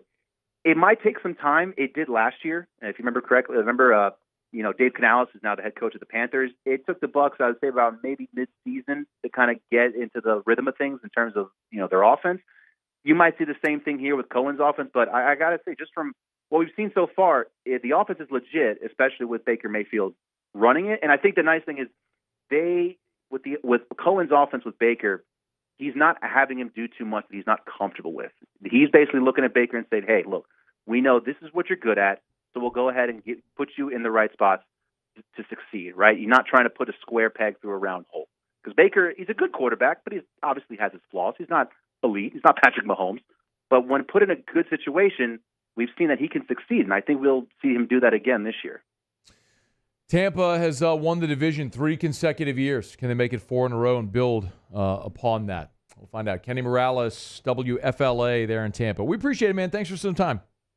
Yeah, no problem, man. Thanks. All right, be well. It's After Further Review. Glad to have you hanging out with us here. Love telling you about Supper Club. SupperClubBTR.com to get your reservations. SupperClubBTR.com. You know, school's back in, and life kind of gets back to normal, right? July with the 4th of July, usually it's like all of Baton Rouge is gone for 2 weeks in July. Well, now everyone's back. Kiddos are back in school. You're back to your everyday life. Gents, remember, you gotta remember date night. You gotta book date night for you, for your wife, your significant other, to make sure she feels special and you get that time together. Plan a night at Supper Club.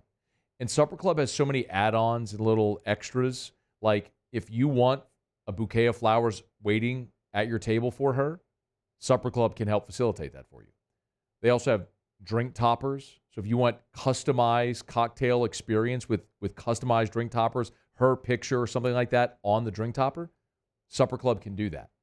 You want the most magnificent way to celebrate a birthday, an anniversary, or just because, you want Supper Club.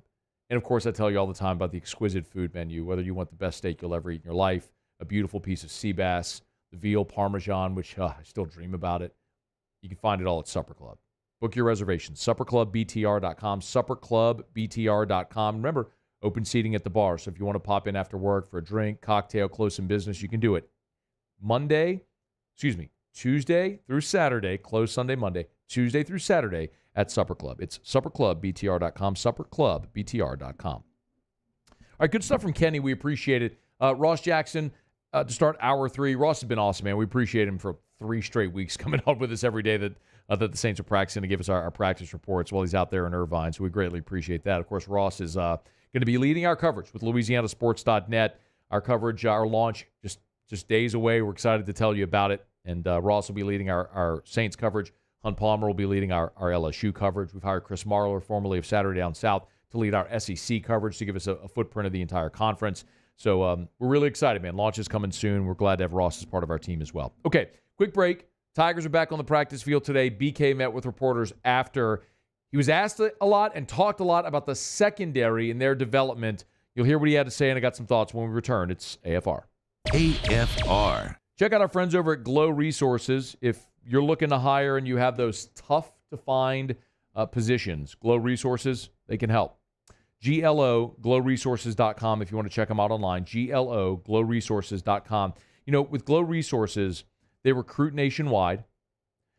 And not only that, hiring the right employee, saves you time and money. At Glow Resources, they are very honest with their clients, you the business owner, to see what the market is reflecting, to know if they're able to help you. They're not going to waste your time or their time. At Glow Resources, they'll sit down. They'll go through a needs analysis. If you've used a third party before, based on your criteria, they'll analyze their network to see what lines up, their database, hiring platforms, network of connections. They'll provide resume, keynotes, interviews, screening. That's the process that gets results. It's Glow Resources, glowresources.com. Elevate brand visibility, ignite customer engagement with the power of radio and digital advertising combined. Guarantee Digital Media brings the two together as a trusted media partner in Louisiana for nearly a century. Claim your free digital audit at guaranteemedia.com.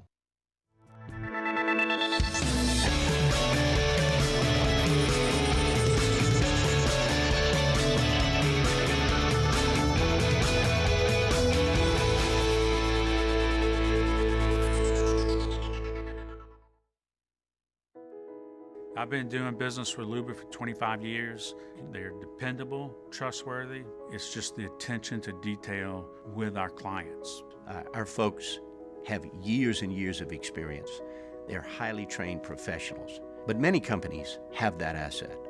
What I'd like to think makes Luba a bit different is that we use those talents in a way that truly is dedicated to serving the needs of the folks who depend on us. Breck teamed up to reimagine your parks, and you imagined big. With your help, we went to work, creating 12 beautiful community parks across the parish. A family-sized water park, miles and miles of trails, and parks just for your dogs. There are more places to splash, to explore, to run wild, and even soar. You imagined, we delivered. gold. Brack, your #1 park system in the nation. Jerry and Benny Payne began Central Plumbing Company out of their driveway in Tanglewood subdivision. 50 years later and 4 generations down the road, we continue to serve Baton Rouge and the surrounding areas for all of their plumbing needs. Residential, commercial, industrial, or hospitality, Central Plumbing is here 24/7, 365. We want to thank our customers, family, and friends for 50 years of success. And looking forward to 50 more. There it is, the extra mile, on the border of expected and extraordinary, for those willing to go further, like vans customized for work or play, with safety and tech to keep you connected, supported by a 5-star sales, service, and finance team, and backed by the 1-star you know. So go the extra mile. It's never crowded, because so few have what it takes to go there. Mercedes-Benz Vans. Dylan Cruz here to tell you about Six Rings Baseball and Softball Camp. If you live on the North Shore and play ball, go to Six Rings Camps with former LSU assistant coach Dan Canaveri. His knowledge is second to none, and your child will improve and have fun doing it. Camps were held at Coquille Park and Six Rings Academy in Covington with 4 sessions over the summer. Full day and morning only sessions are available from ages 7 to 13.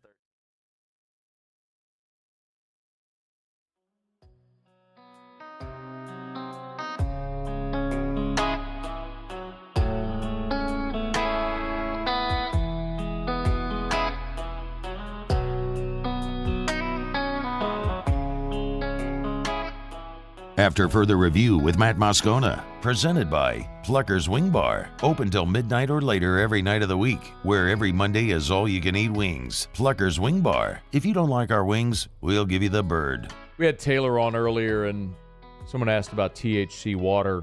Craig Alamos at Scone. The THC question should not have been for Taylor. You know who can answer the THC questions. Who? You got a THC guy somewhere that we don't know about? Paulie, who do you think could answer the THC questions? I think it's our guy Moose over here. It's been a minute. It's been a while. It's been a while since we've had one of those. Muse! Look at what time it is. It's 4:21. It's 4:21. And I asked about THC, and you were the first one to speak, and whoever smelt it dealt it. Because you were staring at me. You were staring at a hole through me. That's not true. Yes, it is. I was just looking over in that general direction. That's a lie. That is not a lie. That's a fact. That's what that is. Whoever smelt it dealt it, Muse. And you smelt it. I didn't smell anything. That's what you did. You were the first to talk. And Craig Alamon was just asking a pretty open-ended question. And right at 4:20, how apropos. It was after that. It was at 4:21. Right at 4:20, how apropos. The Muse would pipe in with his comment at 4:20. Brian Kelly met with reporters after practice on Wednesday. Gave an update on Zy Alexander. Of course, Zy Alexander started 8 games a year ago as LSU's best cornerback, tore his ACL against Army. He's been a full go. He's fully practicing, but Brian Kelly's been earlier in camp. It's just taking him time to round back into form. Here was an update on Wednesday. Alexander, I think, is getting better by the day. I think it's just a matter of he just needs more reps and more confidence. Coming back off of an ACL at that position is probably, if not the most difficult, I think it's probably the most difficult position with, the change of direction, plant, drive, all those things. He's a different player than he was the first day out here. I think there's a lot more confidence. So he'll keep getting better. I love to hear that. That he's better today than he was the first day of practice. Plant, drive, and a lot of it's just confidence on that leg. And I don't want to oversimplify this, but I do believe that LSU's best combo at cornerback is a healthy Zy Alexander, if he can revert to form, a healthy Zy Alexander and Ashton Stamps. And that would move Sage Ryan to safety. And for everyone that has been sort of I don't want to say critical, but let's just face it. There's been fans that have been critical of Sage Ryan, I think unfairly. But it's worth mentioning that guy has played out of position. As a freshman, he had an injury he dealt with. He played nickel. Last year, out of necessity, he played boundary corner. Sage Ryan is a safety. He is a safety that's been asked to play nickel and corner, and he's done it because his team needed him to do it. And I admire that tremendously. But I think this defense is at its best when your two best cornerbacks are playing corner and a former five-star safety is back playing safety. So if you can get Zy Alexander healthy, and maybe it's not for USC, maybe it's sometime in that first month where after SC, you've got Nichols and South Carolina and UCLA and South Alabama and then an open date. Maybe by the time you get to Ole Miss, you are looking at Stamp, Zy Alexander, and then Jordan Gilbert, Sage Ryan at safety, which I think is at their best, I think that's your best look in the secondary if LSU can get to that point. And Jordan Allen's getting a ton of reps now with the one, so if you need him there, he's going to be more capable of doing that. So from Zy Alexander to Ashton Stamps, Brian Kelly was asked about the progress Ashton Stamps has made so far in camp. You ask any corner, they all want to play man. There's not a corner that wants to play, zone coverage. I think they're the best at that, and that's good, right? I mean, you want that kind of mentality. But, defended balls, pass breakups, his numbers were best in camp. So, I think he feels comfortable being out there. He's moving well. He's pain-free. He had some nagging injuries last year. So I just think he feels confident out there. He's stronger. He's had a real good year in the weight room. And I think his confidence is high that he can play in the SEC against the very best because he goes against them every day. Brian Kelly said that he got a report on his desk, and Ashton Stamps has been their best guy in coverage so far in fall camp.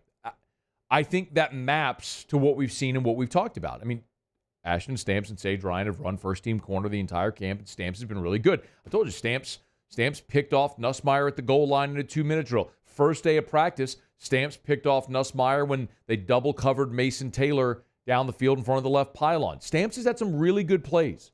And he was pretty open that he played through injuries last year, and as a true freshman in the SEC, that was a baptism by fire. A healthy Ashton Stamps, a healthy Zy Alexander, kind of like that look, certainly more than what we saw LSU run out there a year ago. Now, cornerback is part of it. As a matter of fact, Brian Kelly was asked what he feels like he still needs to see from his cornerbacks at this point in fall camp. We haven't put up a depth chart, really. We're rolling out different guys, and I think Corey's looking for the same thing that I'm looking for. Who's able to stack days together consistently? Instead of, I had a good day today, but I didn't have such a good day yesterday. We just need to be more consistent. I think it's just this group now it's about, this is probably not a great analogy, but, we're getting close to like moving day, like in golf. Like these guys need to understand that over the next few days, this is where, we need to see who are those guys that can stack days together. And Thursday, Friday, Saturday, it's kind of moving day for us. We need to see those guys that are going to stack days together. Big opportunities coming up for these LSU defensive backs here in the coming days. The offense has had a lot of good moments. Can the cornerbacks start to make some plays? Brian Kelly was also asked about safety as we kind of make our way through the defensive backfield, and my notes have been pretty clear on this. Jordan Gilbert looks the part. He's an SEC safety. He's been starting and playing since he stepped foot on campus at A&M. He's now into his 4th year of college football in the SEC. He's played a ton at safety. He is a dramatic upgrade over what you had a year ago, and I don't mean any disrespect to Andre Sam, but Jordan Gilbert is an SEC caliber safety, athletically, experience-wise, all of it. You're better there. And Brian Kelly talked about what has actually – he kind of talked about the communication with the safeties and candidly said that that's exceeded his expectations. I think we've done a pretty good job relative to the communication. That was going in something that we were concerned about. I think that's been a piece that I think has been really, from my end, a pleasant surprise. We've gotten good communication. We're not in a position where we feel like we're not getting the right calls and executing the right coverages, and obviously coverage fits back there. So that's good.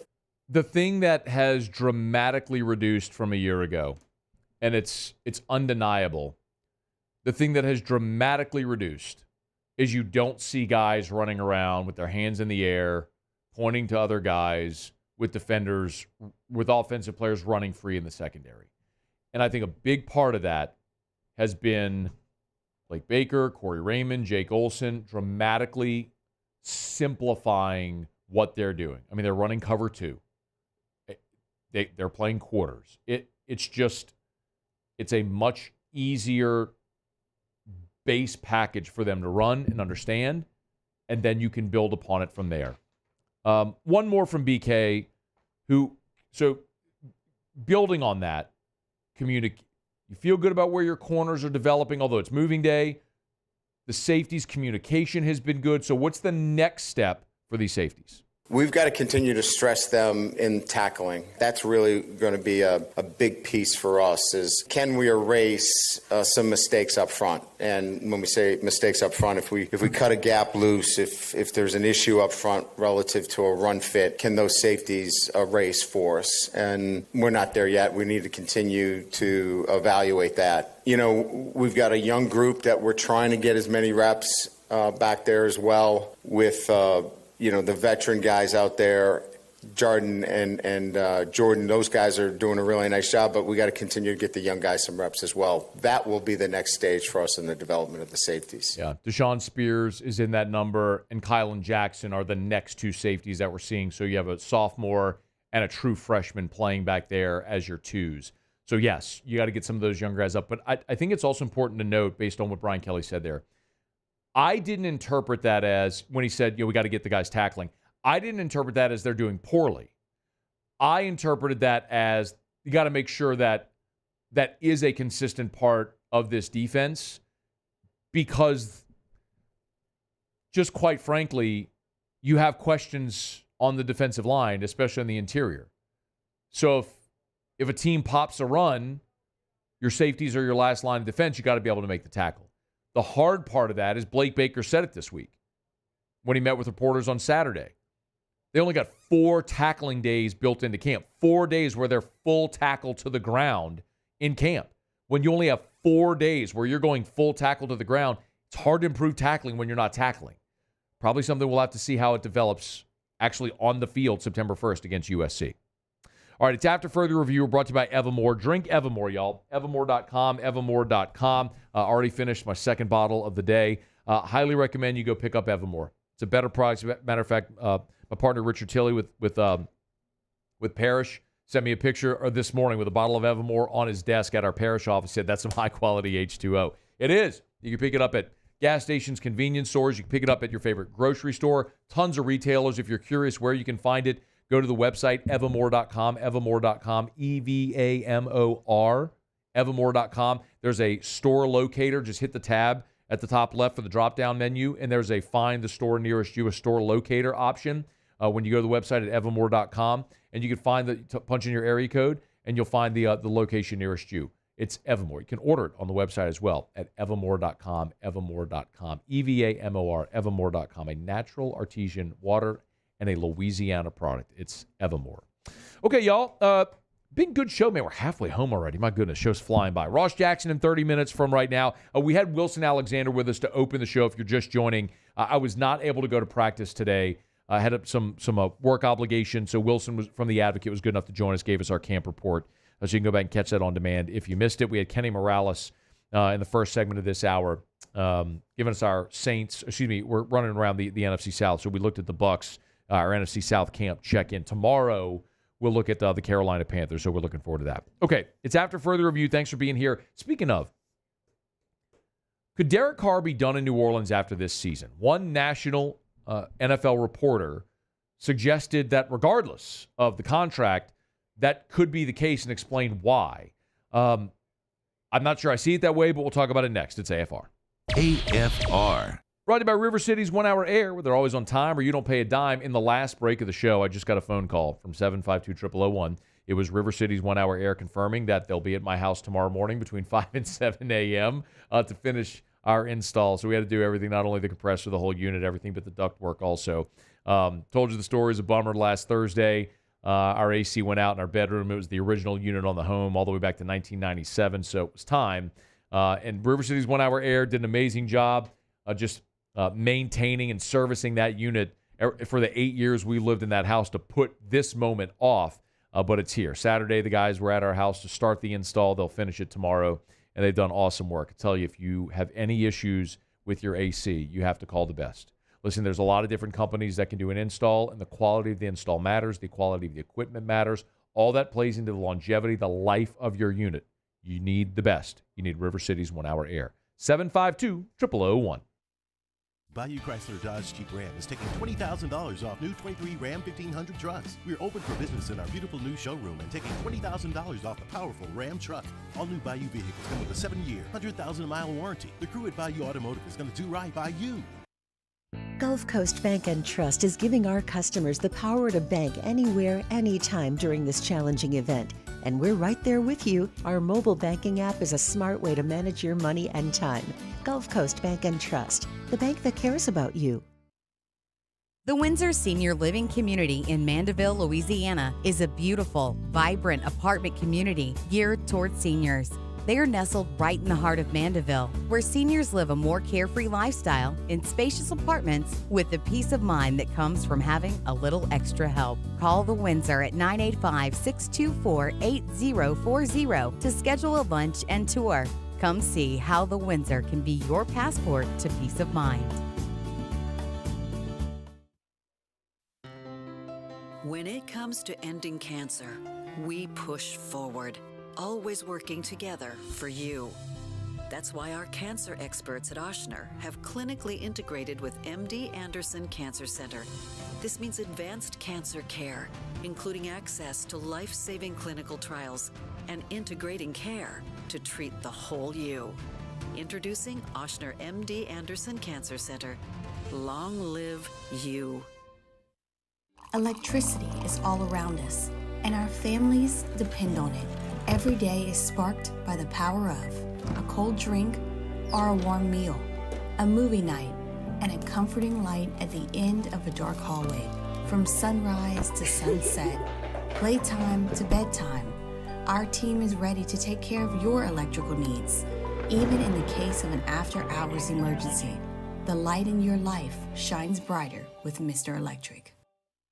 Hey, it's Matt Moscona. For years, you've heard me tell you about Insurance Network of Louisiana, helping you find better coverage for less money. But it's not just for your home and auto. They also offer commercial property. So, retail stores, professional offices like doctors, dentists, attorneys, clothing boutiques. Insurance Network of Louisiana can find you better coverage for less money. They service the entire state of Louisiana, and they're local. So call today at 293-0450 or lainsurance.net. Gulf Coast Office Products is a nationally recognized Savin office equipment dealer based right here in Louisiana. Over 100 employees strong, Gulf Coast has the boots on the ground to support all vertical markets from education, engineering, legal, and finance. With the latest in office technology from desktop to production segment units, Gulf Coast and Savin have the perfect fit for you. Call 225-756-2644.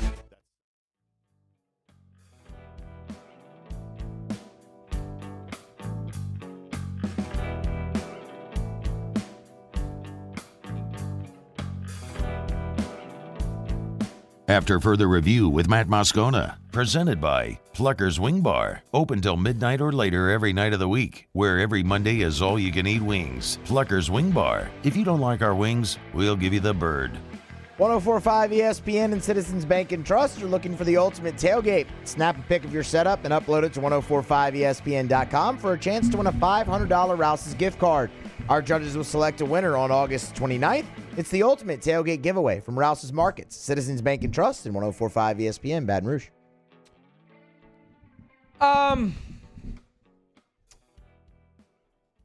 My contention is that the New Orleans Saints are financially bound to Derek Carr for 2 more seasons, meaning 2024 and 2025. This was I believe, unavoidable whenever they restructured Derek Carr's contract this offseason. And it was something that a lot of people assumed that they were going to do, and rightfully, because that's how the Saints tend to structure contracts and make their cap situation work. I was hopeful that the Saints might not do that they would play the season out, find other ways to get within cap compliance, and give themselves the opportunity to move on from Derek Carr after 2024 if it didn't go the way that we'd all like to see it go, which is Derek Carr play well, the Saints win. Because I will never be the guy that cheers against my team. I'm never going to be bummed when they win a game or have success. I'm not going to root for them to lose. I would love for the New Orleans Saints to go 11-6 this year, win the division, make the playoffs, and make a run. I just don't believe that's going to happen. As I've said so many times with Derek Carr, when you're a decade into the league, there's a large enough sample size that we know what you are. And what Derek Carr is exactly what he's shown for a decade. He's a mid-tier, lower mid, upper bottom tier quarterback in the NFL. Last year, he was 16th in the NFL in QBR at 56.5. He's just okay. He's not going to win a championship. He's not going to carry your team to a title. He's just okay. Good dude, good teammate, hard worker, good person, all that stuff. But as he is a starting quarterback in the NFL. He's just not a championship quarterback in the NFL. That's my contention. That's always been my contention. Since the day they signed him, that's been my contention. And a lot of you hated me for it a year and a half ago, and a lot of y'all are on my side now. Anyway, Dan Graziano, who's covered the NFL forever, works for ESPN, you all know that, looked at 11 teams with quarterback questions about what they might do in 2025. And one of them, of course, was Derek Carr. And Graziano runs through a lot of this, noting Carr's 33 years old. The Saints coaching staff probably enters the season on thin ice. I think they do enter the season on thin ice.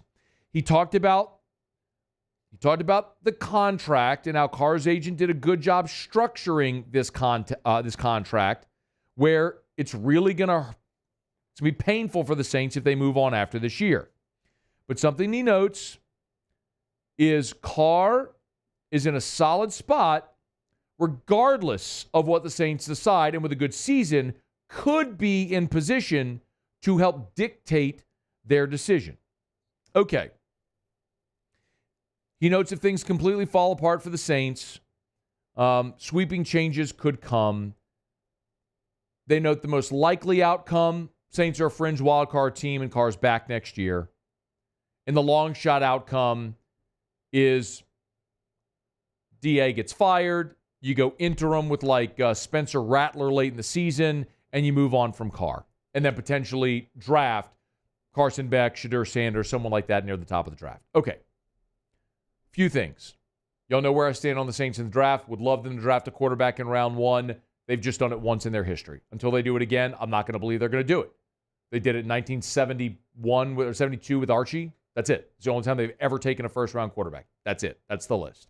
So until you do it again, I don't believe you're going to do it. The other problem, the gigantic problem with New Orleans, and we talk with Derek Carr, and I've gone through this before, but I'm going to mention it again. This is the problem that the Saints have with Derek Carr with having restructured his deal. Okay? The problem the Saints have with Derek Carr's contract is there is no easy way out of this financially. It is a situation where now I can't find it. Sorry. There it is. Sorry. Okay. Derek Carr, if the Saints were to move on from him after 2024, his dead cap number next year would be $50 million. Okay? $50 million if Derek Carr is not on the roster next year. Now, after 2025, you have a potential out for the deal. But regardless, he's still on your contract. He's still on your roster next year. And what stinks even more is that even if you tried to get out of the contract, you would still have Derek Carr's money on your books for the next 3 seasons. You'd spread it out, but next year, 25 would be brutal. So the only way that I see that the Saints could find a way out of that mess is if you had a cheap starting quarterback. It's the only way out, to where if you had Spencer Rattler, Jake Haener, who became a quality starting quarterback in the NFL, to where you could eat $50 million of dead cap money because you had a starting quarterback on a rookie day 3 draft pick contract. It's the only way it can happen. And remember, the Saints are already approximately $50 million projected over the cap for next year. So you're already $50 million over the cap for next year. And then after that, you're going to add $50 million more in dead. You're going to have $100 million in dead cap money next year. You can't field a team. They'll do what they always do. They'll restructure deals and manipulate contracts and verbiage and all that, and they'll just continue to screw themselves in future years. But if you ever want to get out of this mess, the only way to do it is to find a cheap option at quarterback. That, or you just play a cheap option at quarterback to allow your cap to reset until you can draft your way out of this with several drafts consecutively. So I get Dan Graziano looking at this and saying the likely outcome is the Saints are just good enough to keep Derek Carr for next year. That's probably what's going to happen because financially, you have to have something dramatic happen to get out of that. You'd have to go 2 wins to say, you know what, it's so bad we don't have a choice but to eat $50 million in dead cap money next year. Or the opposite happens, where the Saints win the division and go to the playoffs and you're happy to spend that money next year for Derek Carr. But I just don't see the option for New Orleans to be okay and to eat the Derek Carr contract. It's not something they've ever shown they will do, and it's something that financially is almost impossible to justify, which is why when they made the decision to restructure earlier in this offseason, I hated it, the same way I hated the decision to sign Derek Carr when they did it 18 months ago. All right, it's after further review. Brought to you by Lee Michaels Fine Jewelry, lmfj.com, lmfj.com for Lee Michaels Fine Jewelry. Y'all, they're the best. Gents, if you're thinking of popping the question, Lee Michaels Fine Jewelry. Maybe you popped the question years ago and you've been happily married for years. And maybe you'd like to surprise her with a little bit of an upgrade on that diamond. You can do it over at Lee Michaels. Lee Michaels Fine Jewelry with locations all over Louisiana. 2 in Baton Rouge, New Orleans, Lafayette, Shreveport, 9 locations in all. And Lee Michaels is actually really like the perfect blend. They're not so big like the box stores where it's not personal at all, but they're not so small like the boutiques where it's not cost effective and maybe you don't have great options. Lee Michaels is big enough to where you get all the great options and great pricing, but they're small enough, they're not a giant box store to where you're going to get that Lee Michaels experience. Thrill her with a gift in the red box from Lee Michaels Fine Jewelry. lmfj.com, lmfj.com for Lee Michaels Fine Jewelry. Okay, it's after further review, y'all. Muse will do Tigers and the Pros to wrap up hour number 2. Ross is here in about 15 minutes from right now to give us our Saints camp report. A lot to do and glad you're here. It's AFR. AFR. AFR is brought to you by Rouse's, the official supermarket of the New Orleans Saints. Rouse's.com, Rouse's.com. Y'all get to the website or download the Rouse's app. Remember, at Rouse's, you can always get the weekly ad, okay? So what that means is when they have weekly specials, right, things that are on sale, it'll be there in their weekly ad. For example, the truckload sale is going on. All this is on their social media. It's on the ad. It's on the website. Save 92 cents a pound on fish, just $1.77 a pound. Forgive me, that's boneless pork loin.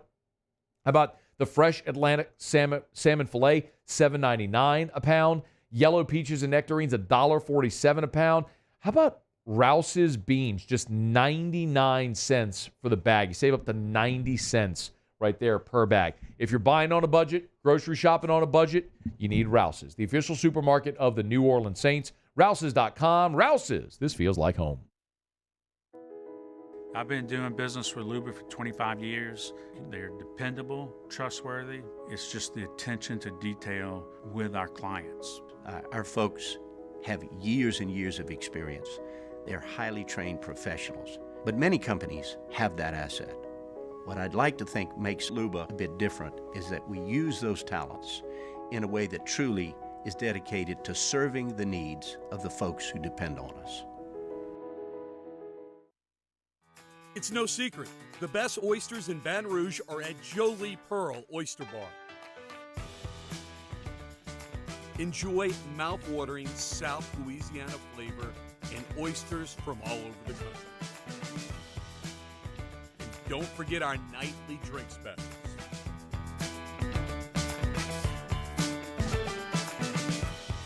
Jolie Pearl Oyster Bar, located in downtown Baton Rouge. Farming is a way of life for us. It's not something we get up in the morning and dread going do. It's just something we go to bed at night looking forward to getting up to go do. John Deere equipment is what we as farmers strive to have. It's in your blood, it's in your veins. It's just a part of who you are. Green is what we want to be in. The other tractors were acquired to patch it up to get to where you want to be. Where we want to be is in John Deere. Flip the switch and learn more about what it means to be powered by sunshine at sunequip.com. There it is, the extra mile, on the border of expected and extraordinary for those willing to go further, like vans customized for work or play, with safety and tech to keep you connected, supported by a 5-star sales, service, and finance team, and backed by the 1-star you know. So go the extra mile. It's never crowded, because so few have what it takes to go there. Mercedes-Benz Vans. Breck teamed up to reimagine your parks, and you imagined big. With your help, we went to work, creating 12 beautiful community parks across the parish. A family-sized water park, miles and miles of trails, and parks just for your dogs. There are more places to splash, to explore, to run wild, and even soar. You imagined, we delivered. Gold. Breck, your #1 park system in the nation. Jerry and Benny Payne began Central Plumbing Company out of their driveway in Tanglewood subdivision. 50 years later and 4 generations down the road, we continue to serve Baton Rouge and the surrounding areas for all of their plumbing needs. Residential, commercial, industrial, or hospitality, Central Plumbing is here 24/7, 365. We want to thank our customers, family, and friends for 50 years.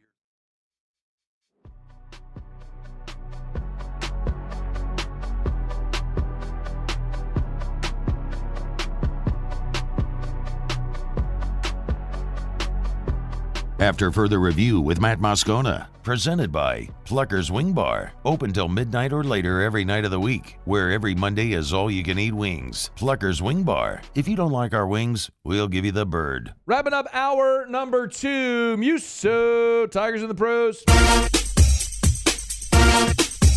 Tigers in the Pros. They still bleed purple and gold. They're just really rich now. All right, we'll start it off with Alex Bregman last night. Big night for Bregman with the Astros. 3 for 5, 2 runs scored, an RBI, but most importantly, home run number 19 on the season for Bregman. Told you yesterday that he is absolutely in fuego. This is how in fuego he is. Count them up. That's 1, 2, 3, 4 straight games now with a home run for Alex Bregman. He's got the average all the way up to 263. Not too shabby considering he started the year hitting like a $150. Rough start to the season for Breggy. But every month, like June, July, he just kept like... Yeah. Going, big in a contract year, man. Big in a contract year. Yeah. Josh Smith last night. There it is. 1 for 4, another RBI. That's RBI number 51 on the season for Josh Smith, continuing his career best year. Kevin Gausman did indeed get win number 11 last night. 7 shutout for the former Tiger righty with 5 punch-outs to go along with it. 106 pitches, now 11-8 on the year. To the minor leagues, Dylan Cruz. Heard of him. Well, he's on fire right now, Doesn't man, stink. as well. 1 for 5 last night, but it was a 2-run homer for Cruz in the game. So give him 2 RBIs. His 7th home run. Oh, we got all of that. He did. I mean, I think it hit the scoreboard. I couldn't. Right over the 390 sign. Yeah, that disappears above the 390 sign. That hit the scoreboard. But, I mean, that was an absolute just shot. 3rd homer in his last 4 games. He's now reached base in 8 straight games. He's hitting 280 since July 5th. Turning around a bit for Dylan Cruz as well. Trey Morgan continues to just be scorching hot. 3 for 4 for Morgan last night. Got the average up to 384. He is bored in high A baseball. Like, that man is bored. All 3 of them were singles, did have an RBI and a run score. And how about this for Jacob Berry? Jacob Berry. Babe Muse. A 3 for 3 night for Berry with the Pensacola Blue Wahoos. Came around to score as well. All 3 were singles, but hey, man, we're not gonna shake a stick at a perfect 3 for 3 night for our guy Jacob Berry. Jacob Berry. So good. That's Tigers in the Pros. Presented by the Williamson Eye Center, 924-2020, 924-2020, or WilliamsonEye.com. I don't know if Jacob Berry ever had LASIK, but so many former Tiger greats have, from Devin White, Caleb Von Chasson, Warren Morris. Paul Maneri had the lensectomy that we talk about often. No matter your age or your refractive issue, if you want to see 20/20, the Williamson Eye Center can help. Call 924-2020 to book that consultation. Dr. Blake Williamson, he's the best, was invited as a guest to Willis Eye Hospital last week. The oldest ophthalmology, the oldest eye center and eye hospital in America. Dr. Blake Williamson was an invited guest last week. So rest assured, when you go to the Williamson Eye Center, you're dealing not only with the best ophthalmologists in Louisiana, but among the best in the entire country and world. It's the Williamson Eye Center. 924-2020, 924-2020, or WilliamsonEye.com. All right, it's after further review. Glad to have you hanging out with us here. Did we ever find anything more on All-American punters over at LSU? There was a question last hour, best punter ever at LSU.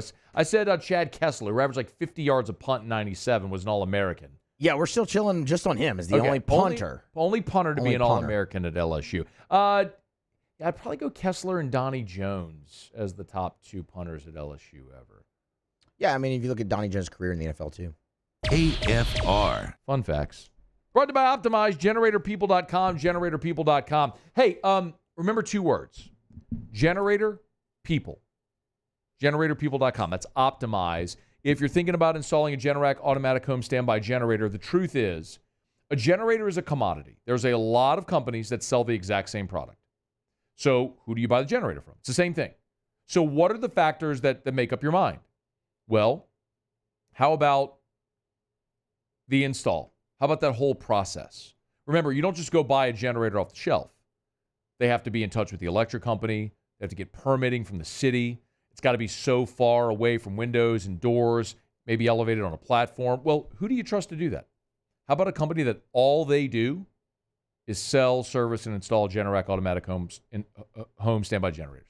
That's Optimize. That's the Generator People. The entire 1012 corridor, GeneratorPeople.com, GeneratorPeople.com. When it comes to ending cancer, we push forward, always working together for you. That's why our cancer experts at Oshner have clinically integrated with MD Anderson Cancer Center.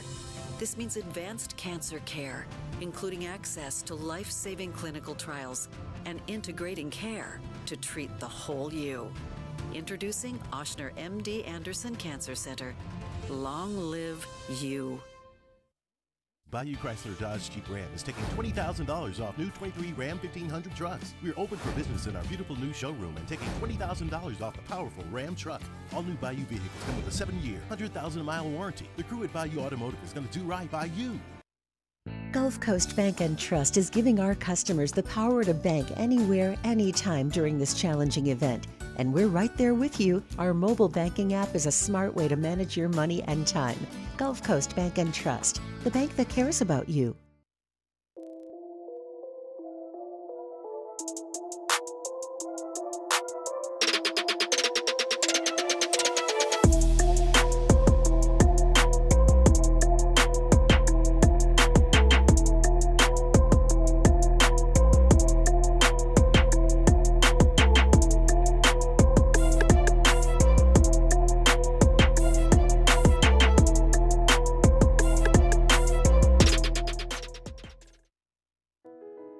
I've been doing business with Luba for 25 years.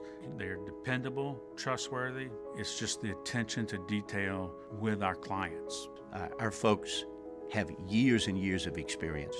They're highly trained professionals. But many companies have that asset.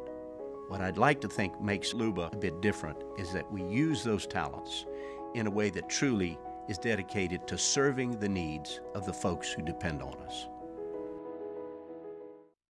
Dylan Cruz here to tell you about Six Rings Baseball and Softball Camp. If you live on the North Shore and play ball, go to Six Rings Camps with former LSU assistant coach Dan Canaveri. His knowledge is second to none, and your child will improve and have fun doing it. Camps were held at Coquille Park and Six Rings Academy in Covington with 4 sessions over the summer. Full day and morning only sessions are available from ages 7 to 13. Go to sixringsbaseball.com or call 985-206-9096. Learn the game to love the game. Electricity is all around us, and our families depend on it. Every day is sparked by the power of a cold drink or a warm meal, a movie night, and a comforting light at the end of a dark hallway. From sunrise to sunset, playtime to bedtime, our team is ready to take care of your electrical needs. Even in the case of an after-hours emergency, the light in your life shines brighter with Mr. Electric.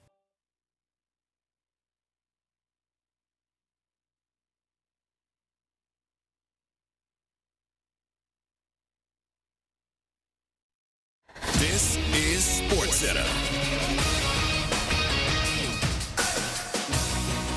News for a rookie quarterback. Minnesota's J.J. McCarthy will miss the entire 2024 season. Surgery on his torn meniscus revealed a repair was necessary.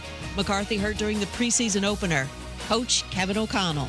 As crushed as I am for our team and the excitement that we had in our building, and our fan base felt the same way, especially after seeing him perform really well the other day at US Bank Stadium. I'm the most crushed for JJ. Minnesota starts Sam Darnold week 1. Vikings receiver Jordan Addison suffered an ankle injury during today's joint practices with Cleveland. He's not expected to be sidelined for a long period of time. Rams quarterback Matthew Stafford experienced hamstring tightness and did not finish today's joint practice with the Cowboys. Ravens tight end Mark Andrews avoided injury this morning after being involved in a serious car accident on his way to training camp where 2 vehicles sustained heavy damage. Kylian Mbappe scored in his debut for Real Madrid, a 2-0 win over Atalanta in the UEFA Super Cup. ESPN Radio is presented by Progressive Insurance. Progressive makes bundling easy and affordable. Get a multi-policy discount by combining your car, home, motorcycle, commercial auto, and more. All your protection in one place. Bundle and save at progressive.com. Matt Moscona. I'm very important. After further review. Say it one more time. After further review with Matt Moscona. And here we go. Live from the Mercedes-Benz of Baton Rouge Studios. That's right.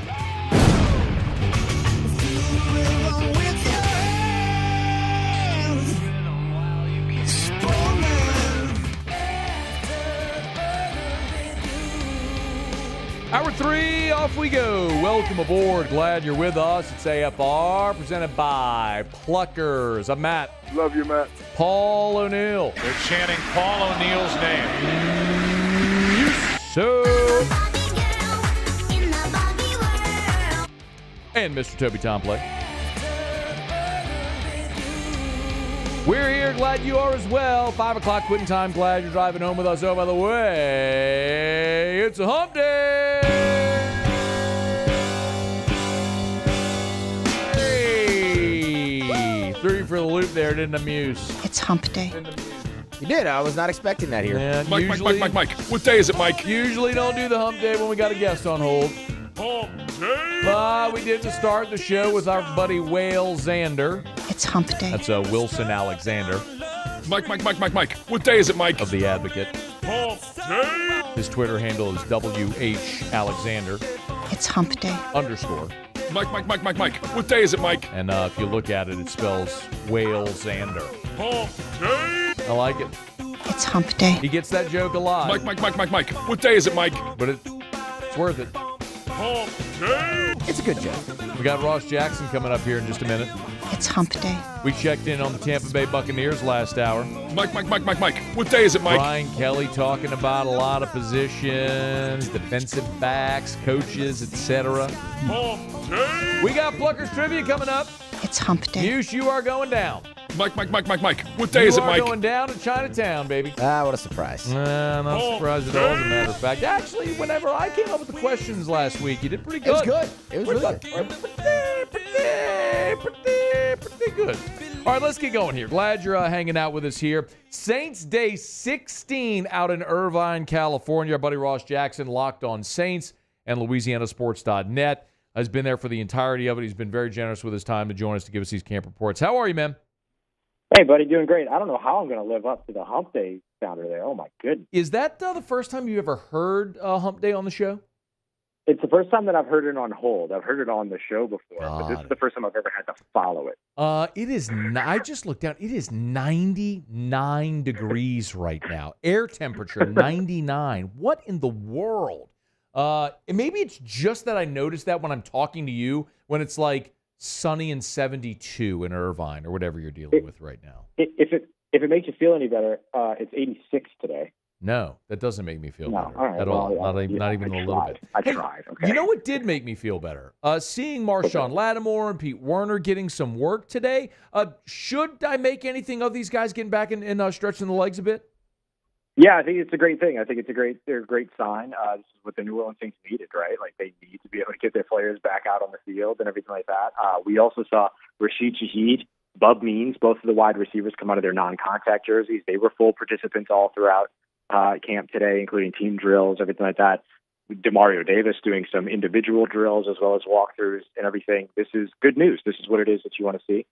It's not all perfect, of course. Alvin Kamara not back out there yet today, but I don't think there's any reason to rush him out there. It's not like he's got anything to prove.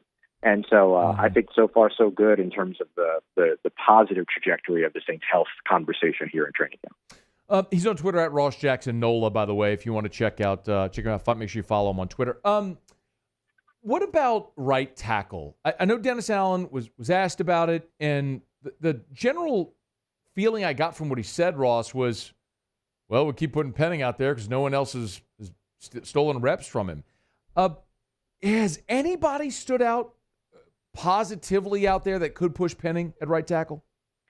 I don't think enough, no. I think the only player that you could maybe point to say that already has the track record in terms of being able to do it would be Landon Young, because he stepped in place of Ryan Ramczyk in place of injury in the past before. And so maybe he and his NFL experience at the position and experience with the team. But remember, they were running a different scheme at that time. So maybe this scheme doesn't necessarily complement in terms of what it is that Landon Young does best. I'm not sure. And so I couldn't say right now that I have seen a starter quality right tackle for the New Orleans Saints. I just haven't seen one, and that includes Penning. And so I think that that's still a major thing that they have to be ready for. They have to have some other kind of bullet in the chamber here, because at some point they're going to potentially have to pivot away very quickly from Trevor Penning. If he's not ready to go at right tackle, they're going to have to find somebody that's going to be able to plug in and be serviceable there. What about Oli Udoh?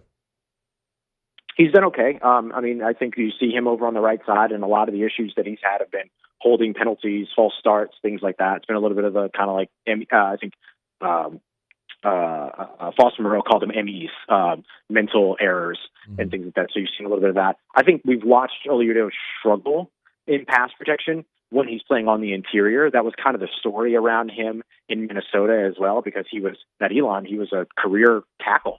And then they moved him to the inside, and it wasn't really working for him there. So maybe with more sustained reps at right tackle, you'll see things there. But as of right now, I haven't seen anything from him that says that he is ready to take that job away from Trevor Penning. Ross, at this point in camp, are trades at positions like that a realistic possibility, or is it really just like wait and see after cut down who's available? Yeah, I think it really is kind of wait and see after cutdowns or during cutdowns. So there's two realities here. You can wait to see if somebody does get cut and then see if you can get them off of waivers. The other thing is sometimes teams have to play a numbers game. And so you work those phones and you're kind of saying, hey, as you're looking at that numbers game, is there a right tackle or is there an offensive lineman that you're looking to move off of? that, you want to trade instead of cut, get something back from, things like that. Like you can start to kind of try to do that kind of work. At this point, it's really challenging because teams aren't going to just let a starting caliber right tackle up off their roster. You know what I mean? Yeah. Especially with 2 preseason games, 2 weeks of practices, plus a week off and another week of practices before week 1. You never know what's going to happen. A team like the Chicago Bears right now has actually a pretty good depth all of a sudden at their tackle spots. And so could you potentially call them up at roster cuts? Yeah. But if you call them up right now, they're probably not going to be willing to move off anybody at this time.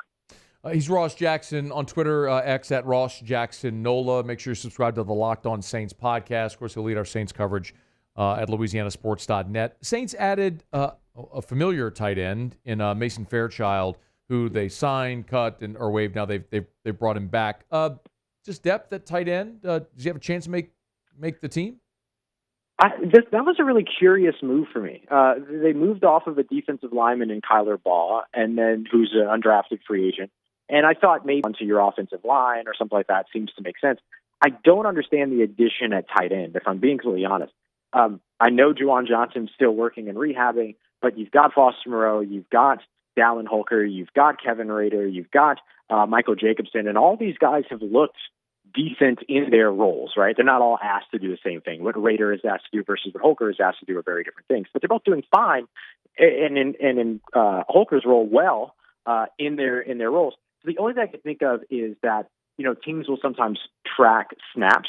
How many snaps has each player played at a particular position? And maybe they feel that the tight ends are getting a little overworked, so they brought in another tight end to rotate so that they can lessen some of the work so that they don't risk pushing guys into injury risk when it comes to the number of snaps that they've taken.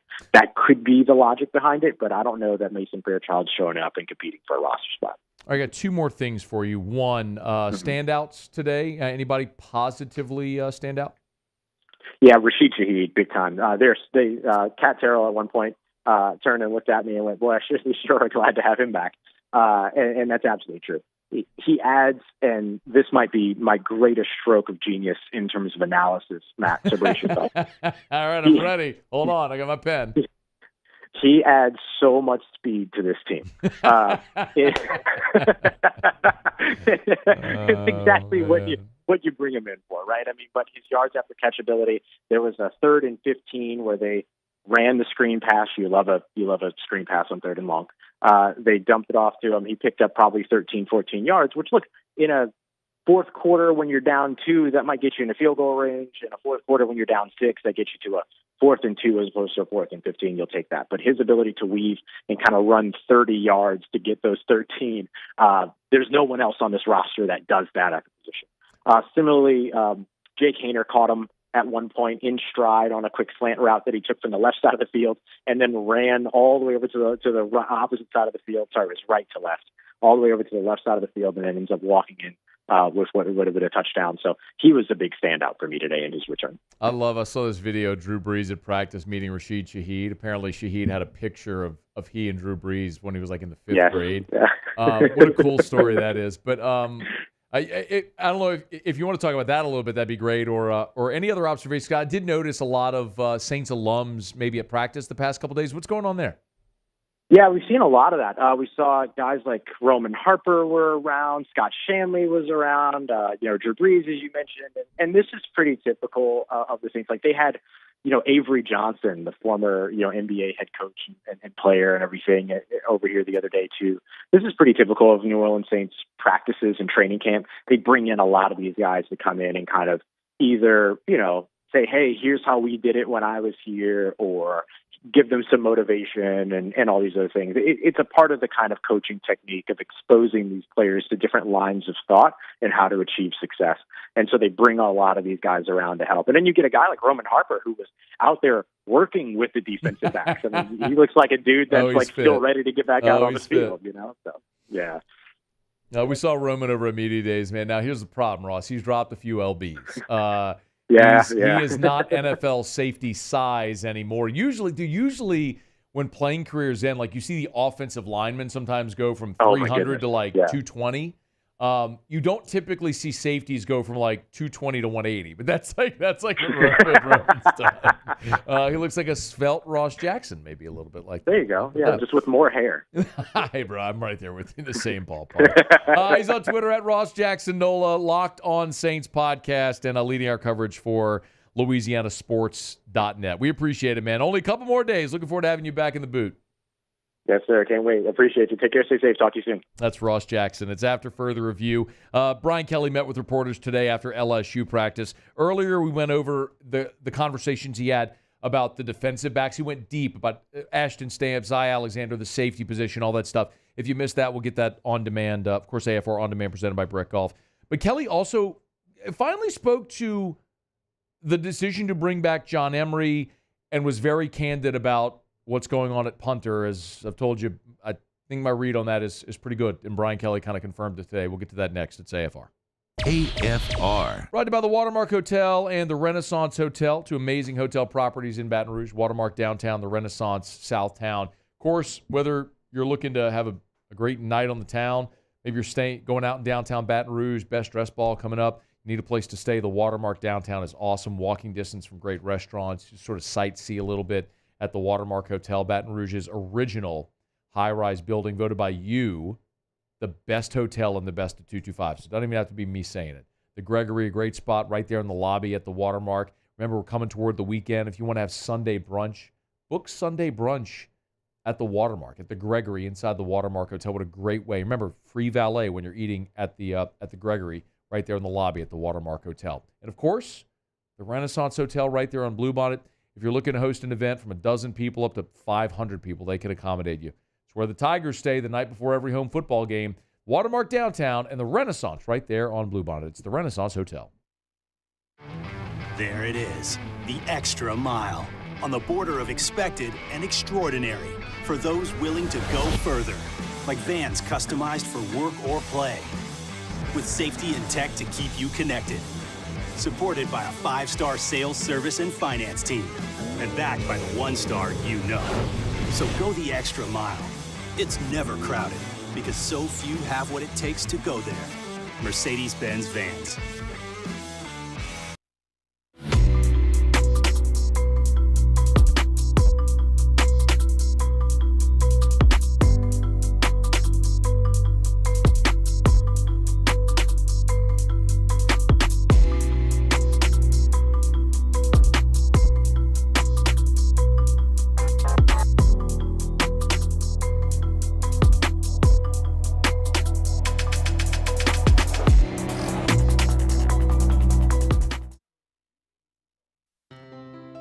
When it comes to ending cancer, we push forward, always working together for you. That's why our cancer experts at Oshner have clinically integrated with MD Anderson Cancer Center.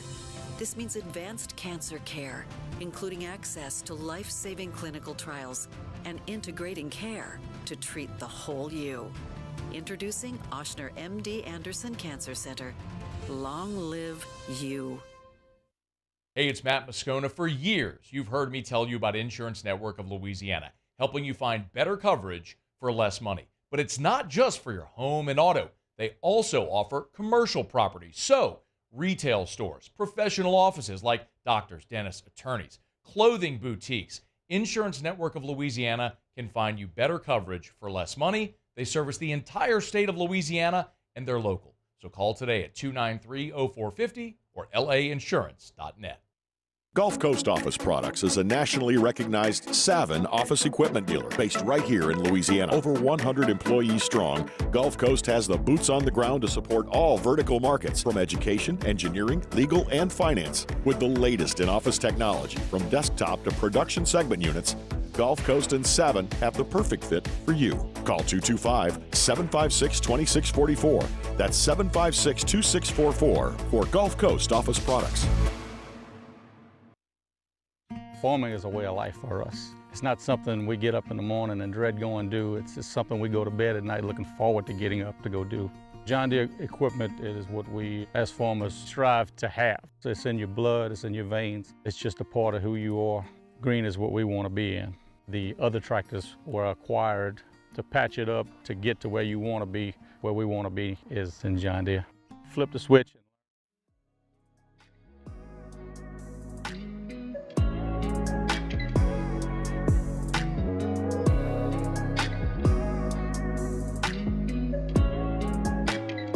After further review with Matt Moscona, presented by Plucker's Wing Bar, open till midnight or later every night of the week, where every Monday is all-you-can-eat wings. Plucker's Wing Bar. If you don't like our wings, we'll give you the bird.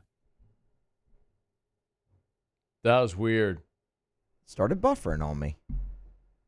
That doesn't happen very often. All right. I got an idea.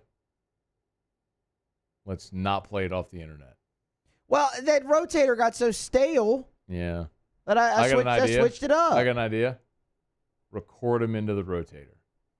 That's very tedious. Can I get another intern? I don't care. You could have had Kibi. She was here so long. You could have had her do that. This has never happened before to where this has been a problem. At John Burris 1981 on Twitter, Brad Wing should be mentioned as the greatest punter in LSU history. We did mention Brad Wing, if you're coming in and wondering what that's all about. So when Taylor was here in hour one, I was reading questions for the Bourbon Dictionary segment, and I was just going through questions, and I thought one was for Taylor, and I read it out loud. It wasn't for Taylor. It was just asking a question, who's the greatest punter in LSU history? And I mentioned Chad Kessler, who had the greatest season in LSU history. He averaged, check me on that. I'm almost positive he averaged 50 yards a punt that season. Averaged. You heard me correctly. It was 1997. He was a first-team All-American. I think he averaged 50 yards per punt that season. We also mentioned Donnie Jones, who had a great career at LSU. Of course, had the walk-off of the 2003 National Championship. The final play of that game, of course, was a punt. And then Donnie had the best NFL career of any LSU punter, of course. Won a championship with the Eagles. But yeah, Brad Wing. 50.3. Huh? 50.3. So Kessler averaged 50 point. Averaged. He averaged. The long of 66. Little Thunderfoot in 02 had that 72-yarder. Wing had one like that, too, in the Bama game, game of the century. The one that hit the rope. Yeah. But check me on Donnie. So Donnie in 02 against Kentucky. It was the Bluegrass Miracle game, if I'm not mistaken. He boomed one that was like a 72, 75-yard punt, something like that. They didn't catch it. It rolled. But it was a hell of a punt either way. But either way.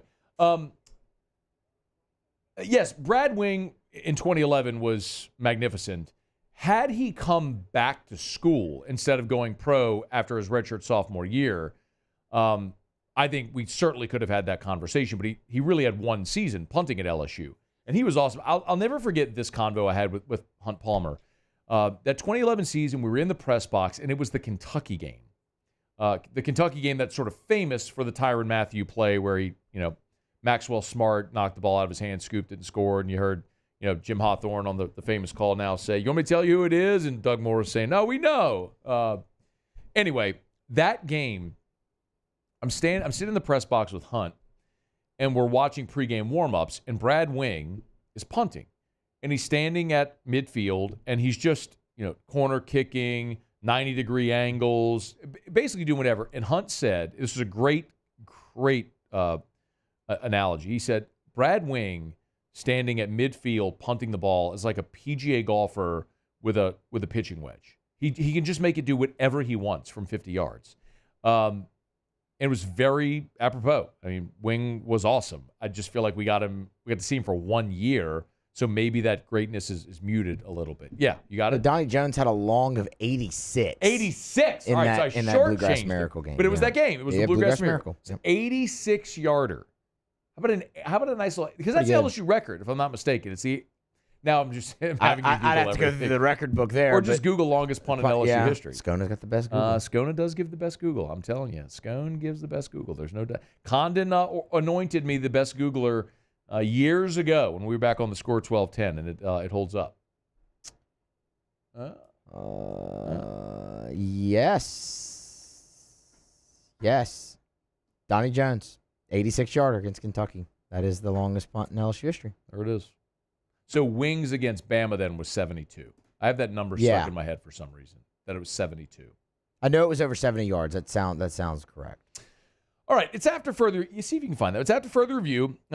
Speaking of punters, Brian Kelly did update the Peyton Todd Blake Oxendorf battle today. We're brought to you by Shaw Bills Tire and Auto Service, ShawBillsTire.com. You know where to find them with locations all over South Louisiana. Started in Morgan City, worked their way up to Baton Rouge. Now they're, of course, in Denham. They're in West Baton Rouge, Lafayette, all over Acadiana as well. If you need tires, buy the best tires on the road for the cheapest price possible.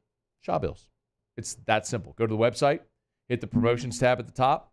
You can find out all the info about all the deals. And if you buy tires at Shaw Bills and then you find them advertised somewhere else cheaper, they'll refund you 125% of the difference. It's part of the Charlie's Dozen. A dozen benefits to buying tires at Shaw Bills. They're going to be cheaper than box stores, membership clubs, other tire stores, and best of all, even better than the cheap prices on the best tires, is they treat you like family. It's part of their customer bill of rights. They believe you have the right to come into a clean environment, a place where you're going to be treated like family, a place where you're not going to be pressured or upsold. It's actually an enjoyable experience going to Shaw Bills. ShawBillsTire.com. Shaw Bills, we keep you rolling. 73 yards for Brad Wynn. Along against the Alabama Crimson Tide. Man, it was right there. Can we do it again? Can we do it one more time? Oh, everyone loves the slinky. Let's do everything there it is. You want to do. You beat me to it. That's from Ace Ventura When Nature Calls. When he's doing the slinky down. Was it like Mayan ruins or whatever it was? Something like that. It's like where the monks were. Yeah, the monks were up there, and he does the slinky all the way down the thing. Anyway, it stops right on the last step. So Brian Kelly, after practice on Wednesday, was asked for an update on the punting situation. I realize that's not the super sexy topic everybody wants to talk about. But amid all of the issues that LSU's had in special teams the last two seasons, one very consistent part of special teams the last two seasons has been Jay Bramblett. We gave the stat out last week. Do you know how many punts were returned against LSU a year ago? Was it 7? Was that it? I just blanked. Was it 7 or 2? I can't remember. I think it might have been 2. I think 2 was my guess. And you said it was more than 2. It was 7. Oh, I know. It was 7, but it was like for negative yardage. Yeah. It was like negative 1 yard returning against, I think it was 2 for negative 1 yards. Whatever. Point is, you were actually really good punting the ball the last 2 years. And Peyton Todd was inconsistent in spring. You go get Blake Oxendorf, who was all conference last year at Louisiana Tech, and they've continued to be inconsistent from everything we've seen. And when Brian Kelly was asked about it on Wednesday, he kind of validated that. I think we've got two guys that I think complement each other, and I think they both can help us. We just need to find out in what realm. They're both extremely talented. They both have big legs. I think the one that stands out to me right now is we need to get consistency, because we'll see a couple of incredibly big kicks, and then we'll see one that is certainly not effective enough. So we'll let those guys continue to challenge each other. But I think it's going to sort itself out. If we got to play them both, we'll play them both. Last year, LSU's opponents returned 2 punts for negative 1 yard. LSU returned 7 punts last year. That's where the 7 was. I know we had the 7 second. LSU's opponents last year returned 2 punts for negative 1 yards against Jay Bramblett last year. It's incredible. So yes, it matters. And Brian Kelly's saying we might play them both because they can't decide on one right now. That's not a great spot to be. Hopefully in the next 2 weeks, somebody among those two figure it out.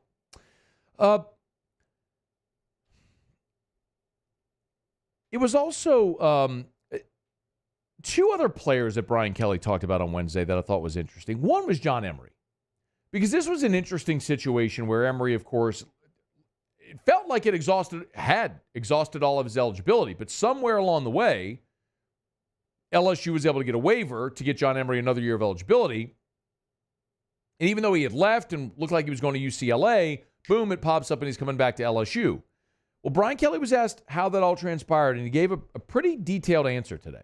Well, there was a bit of uncertainty, with Trey Holly's situation, which opened up the opportunity at that position. I think that was one thing. I think the other was that he graduated, and, we kind of put a mandate on that, he had to do the work academically. And I think the third thing was that he really did an incredible job rehabbing from the injury. Like, he was very committed to playing again. And so when we added all that up, and Frank and I talked about it, I said, look, we've got a kid here that a lot of things didn't go his way. Some of it was self-inflicted, but he's really shown that he wants to do this one more time. So, we sat down, we thought about it, and we offered him the opportunity. And he had other offers out there, and he felt like this was the best opportunity, and we're glad he's back. I've said it many times. I'm pulling for John Emery. I want it to go well for him. I don't know what his role will be on this team. Probably similar to what it's been previously, to where maybe he's 6-8 touch per game guy, maybe 4 carries, a couple of catches, something like that. But that's a guy that could have left at any point, y'all. That's a guy that was a 5-star, that it would have, after the academic stuff, it would have been so easy to leave. Not just a transfer, go pro. I mean, of course, you had the COVID year. Then in 21, he suspended for the whole season. After that year, he could have gone pro. He could have said, forget school, I'm going pro. Came back for 22, worked in Brian Kelly's offense. Could have left after that year. Came back for 23. Still had the academic issues. Finally got across the finish line and graduated. Tore his ACL. Could have left. Now he's back again. It's a tremendous lesson in perseverance. So John is an easy guy to pull for, considering all those things. He's coming off an ACL. I don't know what his role is in this offense, but I want him to have success, because he's a guy amid an era of college football where guys leave, they transfer. There's all the questions about commitment and dedication. I don't judge anybody. Do you what's best for you. But John Emery has battled through a lot of adversity, and I want to see him do well. Hope he stays healthy and has an awesome career. So Brian Kelly shed some light there. And one more on Kamori and Pimpton. I thought this was interesting, because especially now that Mac Markway is gone, because you've got Mason Taylor, who is a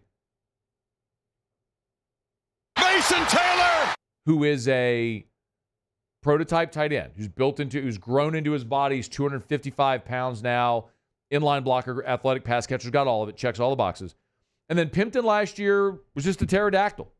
Just wanted to get out wide and catch passes. And with Mac Markway leaving, you don't really have a great inline blocking tight end after Mason Taylor. So it was interesting hearing Brian Kelly kind of glow about Kamori and Pimpton today. He's just becoming more mature, and I use that statement relative to maturity within the game of football and picking up his assignments. Look, playing tight end, you got to do dirty jobs. And there was a question as to whether he wanted to do the dirty jobs. At times it seemed as though he was going to be happy just being spread out. And that's not the case. He really understands the importance of getting in there, putting his face on guys, blocking. And so that's a maturity, right? That's an understanding of the position and what it takes to get on the field. One of the highlights from practice on Tuesday was a corner ball thrown in the corner of the end zone to Kamori and Pimpton over Jawan Johnson, came up with a big catch. That's going to be a big part of it. And I'll tell you, when we've seen them go 12 personnel, 1 running back, 2 tight, they've gone Mason Taylor, Kamori, and Pimpton. Mason Taylor! What's the matter? It's just we don't do it. We've not done it every time, so I don't really know where you're going with it sometimes. No, there was just one time yesterday where we were a little more deep into convo, and I kind of shook you off. That's like the only time ever. Well, we didn't do it with Wilson earlier either, because, I mean, guests, it gets... You did on the open with Wilson. It was good. I liked it. Okay. I don't remember doing that. We played the Wilson drop. I'm talking about the Mason Taylor drop, though. Like we didn't play Mason Taylor when Wilson was here. Yeah, it gets screwy with a guest sometimes. Yeah. I don't know what I was going to talk about. Kamori and Pimpton? Yeah, he's good. He's good at football. Spencer Sanborn sent this text today at 3:09 p.m. This must have been during the Wilson interview. Spencer Sanborn, have we lost the Mason Taylor drop? Mason Taylor! I noticed yesterday it was skipped as well. Say it ain't so. Well, it's here. Well, Spencer, we've not lost the Mason Taylor drop. Mason Taylor! It was just, whenever it was yesterday when I kind of nodded you off, it was just in a point in the show where it was distracting. I feel like maybe I was deeper in thought and conversation about something. I was like, yeah, we need to just not do it here. I don't know. Mason Taylor. Mason Taylor! Todd Peterson. Ooh. Ted Peterson. Yeah, you did. All right, it's after further review. We'll crush Muso in Pluckers Trivia next. Stay here. AFR. Brought to you by Action Industries. I tell you all the time about Action Industries, a great industrial contractor, how they've done amazing work for 42 years. And they also have fabrication services as well. But remember, they also perform exchanger tube cleaning. This is vapor abrasive blasting technology, and it cleans tubes at pressures less than 100 psi. Like, don't send your exchanger tubes to Texas to be dipped in a vat. This works. It is much safer than the alternative. It's proven effective by both Iris and the Eddy Current test. It's Action Industries. Proud partner of LSU Athletics. You can check them out online or on LinkedIn. ActionIndinc.com. ActionIndinc.com. It's Action Industries, a proud partner of LSU Athletics. There's nothing chill about a hot, sweaty line. Unless you add mountain cold refreshment. Coors Light. Choose chill. Bayou Ford has the new inventory to get you in a new Ford truck or SUV today, or customize your next vehicle just the way you want it. All new Bayou Ford vehicles come with a 1 million mile powertrain warranty. The crew at Bayou Ford is going to do right by you. It's no secret. The best oysters in Baton Rouge are at Jolie Pearl Oyster Bar. Enjoy mouth-watering South Louisiana flavor and oysters from all over the country. And don't forget our nightly drink specials.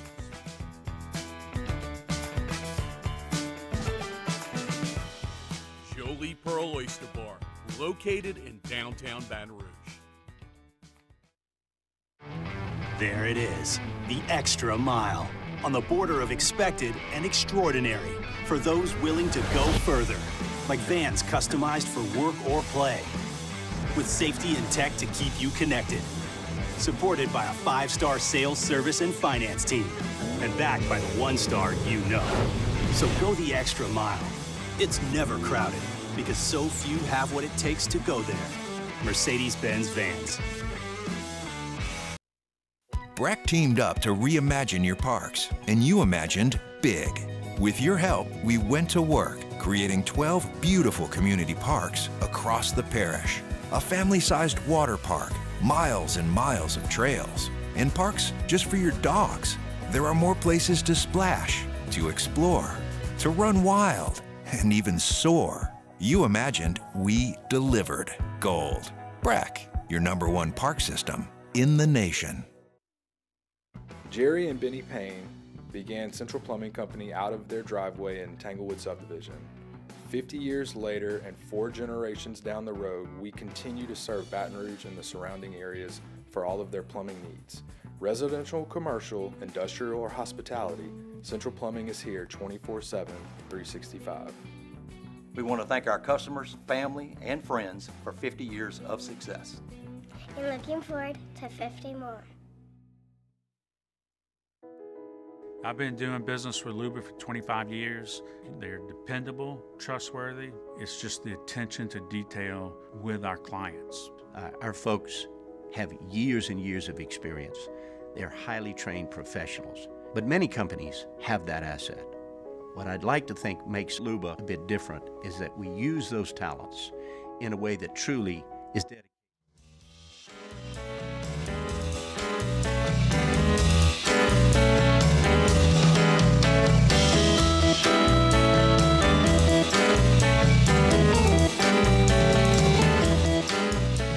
After further review with Matt Moscona, presented by Plucker's Wing Bar, open till midnight or later every night of the week, where every Monday is all-you-can-eat wings. Plucker's Wing Bar. If you don't like our wings, we'll give you the bird.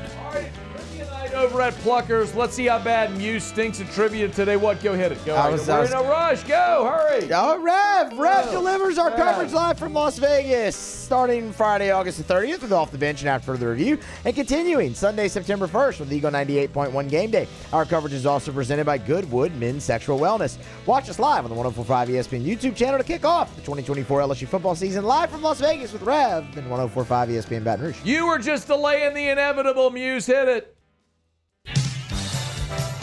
It's time for Pluckers Trivia. How many will Musso get wrong today? Pluckers Trivia. Every Wednesday night, 7:30 at Bluebonnet, 8 o'clock at Nicholson. All right, Muse, you ready? Sure. 3 questions only. We'll see how Muse does. Theme? No. Okay. Okay. I think you might get one. Okay. Might. All right, Muse.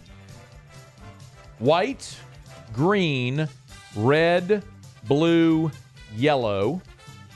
Which color from a standard Rubik's Cube is missing from the list? So you said white, green, yellow, red, blue, yellow.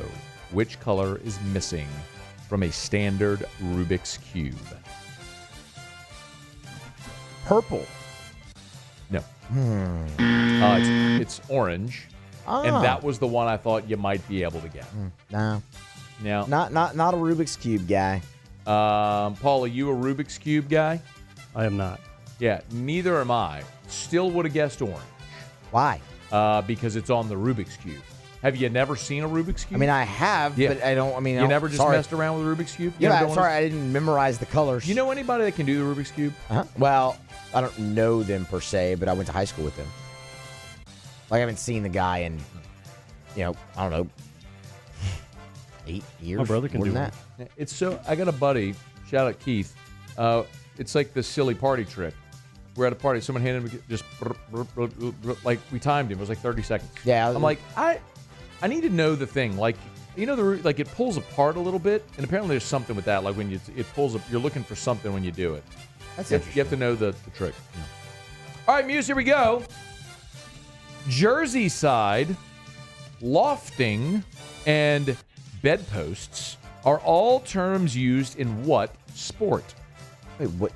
Jersey side, lofting, and bedposts are all terms used in what sport?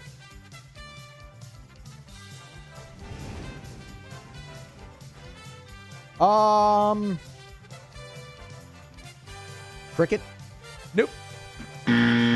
Bowling is the answer we were looking for there. 0 for 2. Muse remains the worst trivia player in the history of mankind, unless, of course, we're doing anime, and then he just nails it. But he swears he doesn't know anything about anime. Paul, you believe in that? I don't believe it. Not of course at all. You don't, Paul. Why would you? Because you went 3-0 in an anime round. You never get anything round. Choice. You never get anything right. We do an anime round, and then all of a sudden, you're Ken Jennings. Was multiple choice. All right, Muse, to go 0 for 3, plus or minus 1. In what year was Fry born on Futurama? Oh man, yeah, I don't watch Futurama. I don't know. 1975. I don't know. What? What?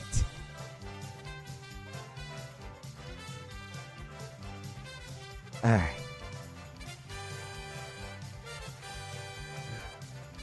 Yeah. Wait, what? Hey, look at that! So the answer is 1974, but it was plus or minus a year. So they accepted between 73 and 75. How about that, huh? If that is not the definition of a blind squirrel finding a nut. How in the hell did you just throw out 1975? Dude, it's a good round number. Do you even know what Futurama is? Yeah, I know what it is. Okay. It's a cartoon television show, but I don't watch it. Do you know what Fry is? I would assume he's the character with the orange hair. I got no clue. Yeah, I don't know Futurama. Well, have you ever seen the meme, the "Shut Up and Take My Money" meme? Yeah, that's Futurama. I would guess that's Fry. I don't know. Oh no, I just seen the. Oh no, no, I haven't seen that. I thought you meant like the "Give Me My Money" thing. Oh yeah, no, not that. I mean, How about that is huh? something. Hey man, sometimes it's better to be lucky than good. No, in this case, you get them all wrong all the time. You got lucky once, so you're batting like 073 in the history of Pluckers trivia. Maybe you can do better than Muse. Go to Pluckers, Nichols and Bluebonnet Dining, Carry Out or Delivery. Pluckers, you don't like our wings, we'll give you the bird. Otter Locks to wrap up the show next. AFR. Brought to you by Darren James and Associates, brokered by LPT Realty. Every home listed by every company, all in one place. You know where to find them. Agent225.com. Agent225.com. Y'all was talking to Darren earlier this week, and it's so exciting, man, because the home market in Baton Rouge is really starting to pop. Interest rates have ticked down. More buyers are coming into the market. That means if you're thinking about selling your home, it's time to call Darren James. 335-7666. 335-7666 or agent225.com, the most user-friendly website in real estate. It's incredible. The newly redesigned agent225.com. You can search every home, not only in Baton Rouge, but Lafayette as well on the MLS. I mean, no matter what you see when there's open houses, see the details of it. There's one on Cypress View Lane in Baton Rouge. You can log in. It's all there at agent225.com, agent225.com. If you're thinking of selling your home, you need the best. You need Darren James. Think real estate, think Darren James. I've been doing business with Luba for 25 years. They're dependable, trustworthy. It's just the attention to detail with our clients. Our folks have years and years of experience. They're highly trained professionals. But many companies have that asset. What I'd like to think makes Luba a bit different is that we use those talents in a way that truly is dedicated to serving the needs of the folks who depend on us. There it is, the extra mile, on the border of expected and extraordinary, for those willing to go further, like vans customized for work or play, with safety and tech to keep you connected, supported by a 5-star sales, service, and finance team, and backed by the 1-star you know. So go the extra mile. It's never crowded, because so few have what it takes to go there. Mercedes-Benz Vans.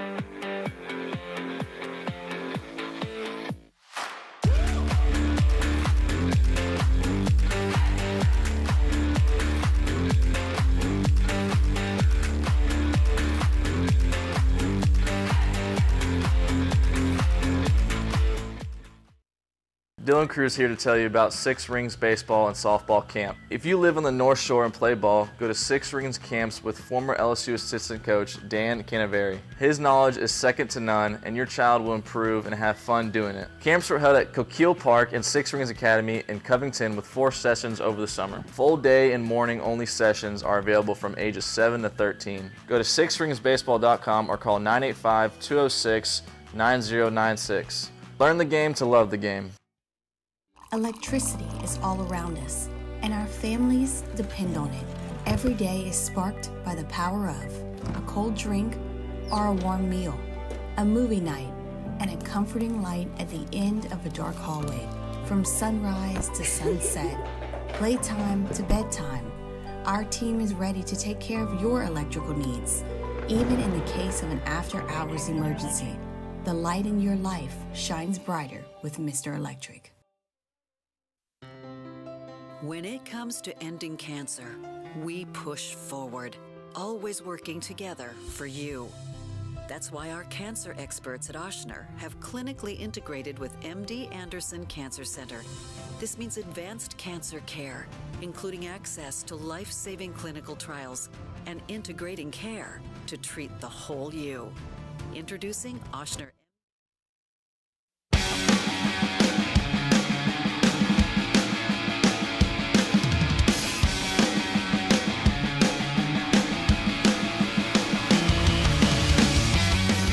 After further review with Matt Moscona, presented by Plucker's Wing Bar, open till midnight or later every night of the week, where every Monday is all-you-can-eat wings. Plucker's Wing Bar. If you don't like our wings, we'll give you the bird. Breaking news from Ian Rappaport.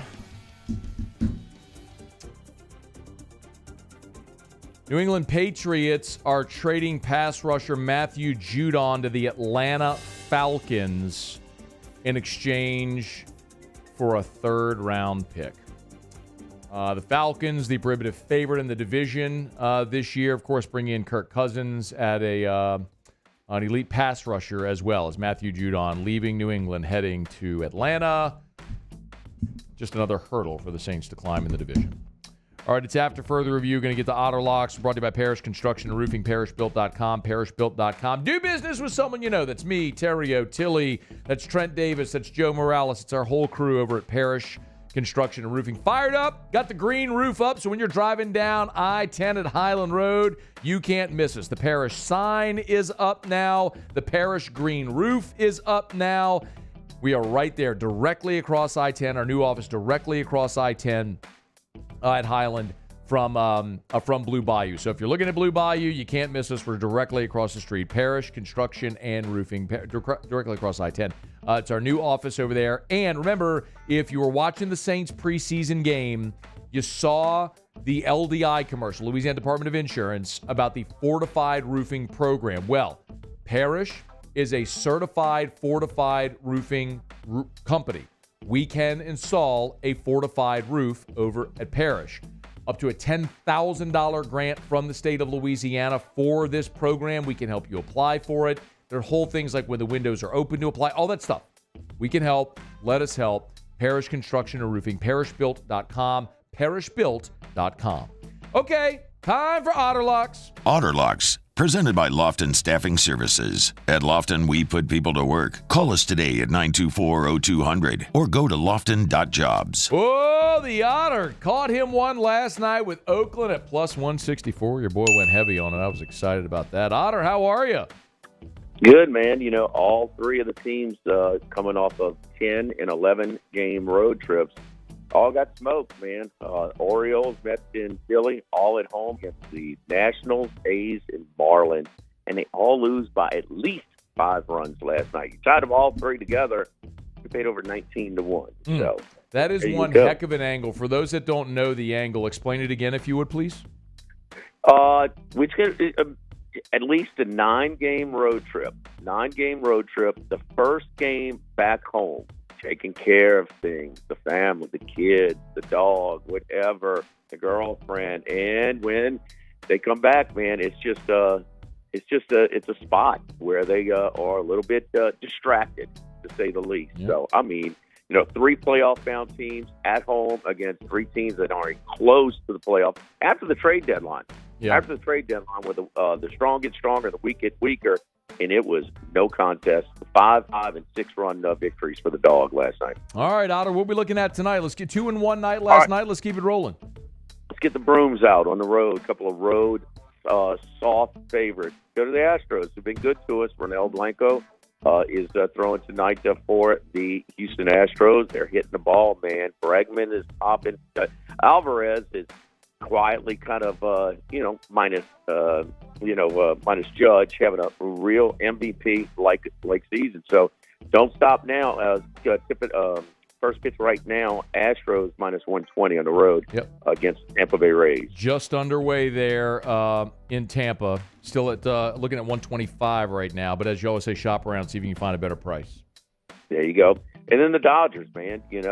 Freeman came back a week ago, and now Betts, and man, he's making his presence known, man. He has been on fire. So the big three at the top of the Dodgers lineup is back, and now another guy comes back.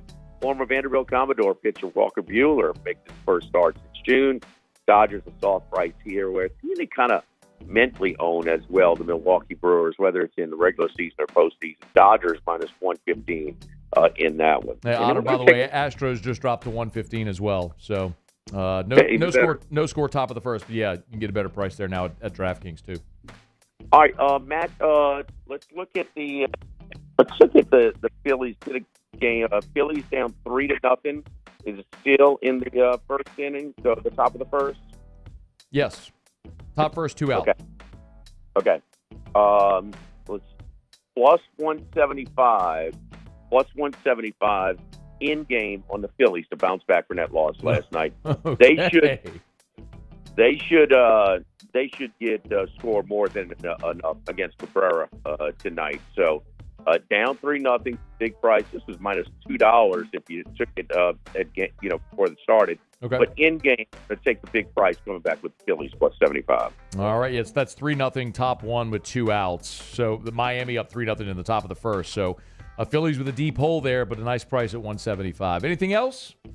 That's it. All right, Houston on the money line, the Dodgers on the money line, and the Phillies in game at plus 175. Pretty nice price if they can rally. So we'll see how they do. All right, Otter, Thursday tomorrow. Where are you? We're at Los Reyes Mexican Grill on Lee, right across the street from Mike Anderson's. Very cool spot, man. Been in there a couple times. Always appreciate it, Otter. Good luck. Thank you. Okay, Matt. Good luck. All right. Jimmy Ott joins us here for Otter Locks to wrap up every show. Give you the best bets tonight. Again, the Astros minus 125 on the money line. Dodgers minus 115, and then the Phillies in game plus 175. Actually, Astros, if I look at it again, let me refresh here. Astros now minus 110, so that keeps dropping. Get a better price if you wait a little bit. All right, we're brought to you by South Point Volkswagen, southpointvw.com, new and certified pre-owned in Baton Rouge, and online at southpointvw.com, southpointvw.com. It's a great time to get on by South Point Volkswagen. The summer sales event is over, but they just roll one sale into the next sale, into the next sale, because right now it's the back-to-school sale that's going on. How about an Atlas Crossport? That's what I drive. 0.9% APR for 60 months.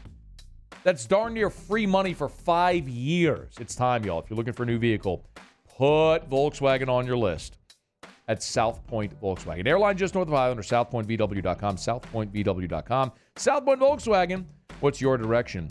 We'll get to what we learned. I think we're going to have time. Nathan Allen said LFG Muse. Jeremy Perk just along Muse. They're excited for you, getting one right. Oh, I didn't know what we were doing. Okay, Jason Odell said Todd Peterson. God, Jason. Ted Peterson. You just can't thrive here, Muse. Don't let your guard down, pal. Did you learn anything? Yeah, that Fry. Futurama was born in 1975. 1974, actually. Yes, 1974, but if you get plus or minus one. Shout out to Pluckers. Y'all have a great night. See you. AFR. As we get on down the road, I get to remind you about First South Farm Credit, firstsouthland.com, firstsouthland.com. If you're thinking of buying land, it's so easy. Just make your first call to First South Farm Credit. Of course, it's not just agriculture. They've been helping farmers in Louisiana, 1,000 acres for agriculture, whatever you need. They've been doing that since 1916 as well. But of course, at First South Farm Credit, they've been helping Louisianians buy land. Maybe it's that recreational property, you want that hunting property. Maybe you want to buy that piece of land to build your family's dream home. Maybe it's 20 acres in St. Francisville or on the North Shore or wherever it may be. They can help you at First South Farm Credit. And remember, this year, the patronage refund was $25.5 million. That means First South Farm Credit wrote $25.5 million of checks to their borrowers. When have you ever had a lender write you a check? Well, at First South Farm Credit, they've done that for 29 consecutive years. They're just the best. Visit them online. Your first call should be to First South Farm Credit, firstsouthland.com. It's an everyday thing here. We work horses in the mornings and we work on the property during the day, and without these John Deere tractors, it'd almost be impossible to keep up with the place. I've dealt with some of the other colors and stuff, and I never really got the response back that I get from John Deere, We really enjoy dealing with Sunshine. They're good people. They always check on us and make sure our equipment's running, and we love them. Flip the switch and learn more about what it means to be powered by Sunshine at sunequip.com. Bayou Ford has the new inventory to get you in a new Ford truck or SUV today, or customize your next vehicle just the way you want it. All new Bayou Ford vehicles come with a 1 million mile powertrain warranty. The crew at Bayou Ford is going to do right by you.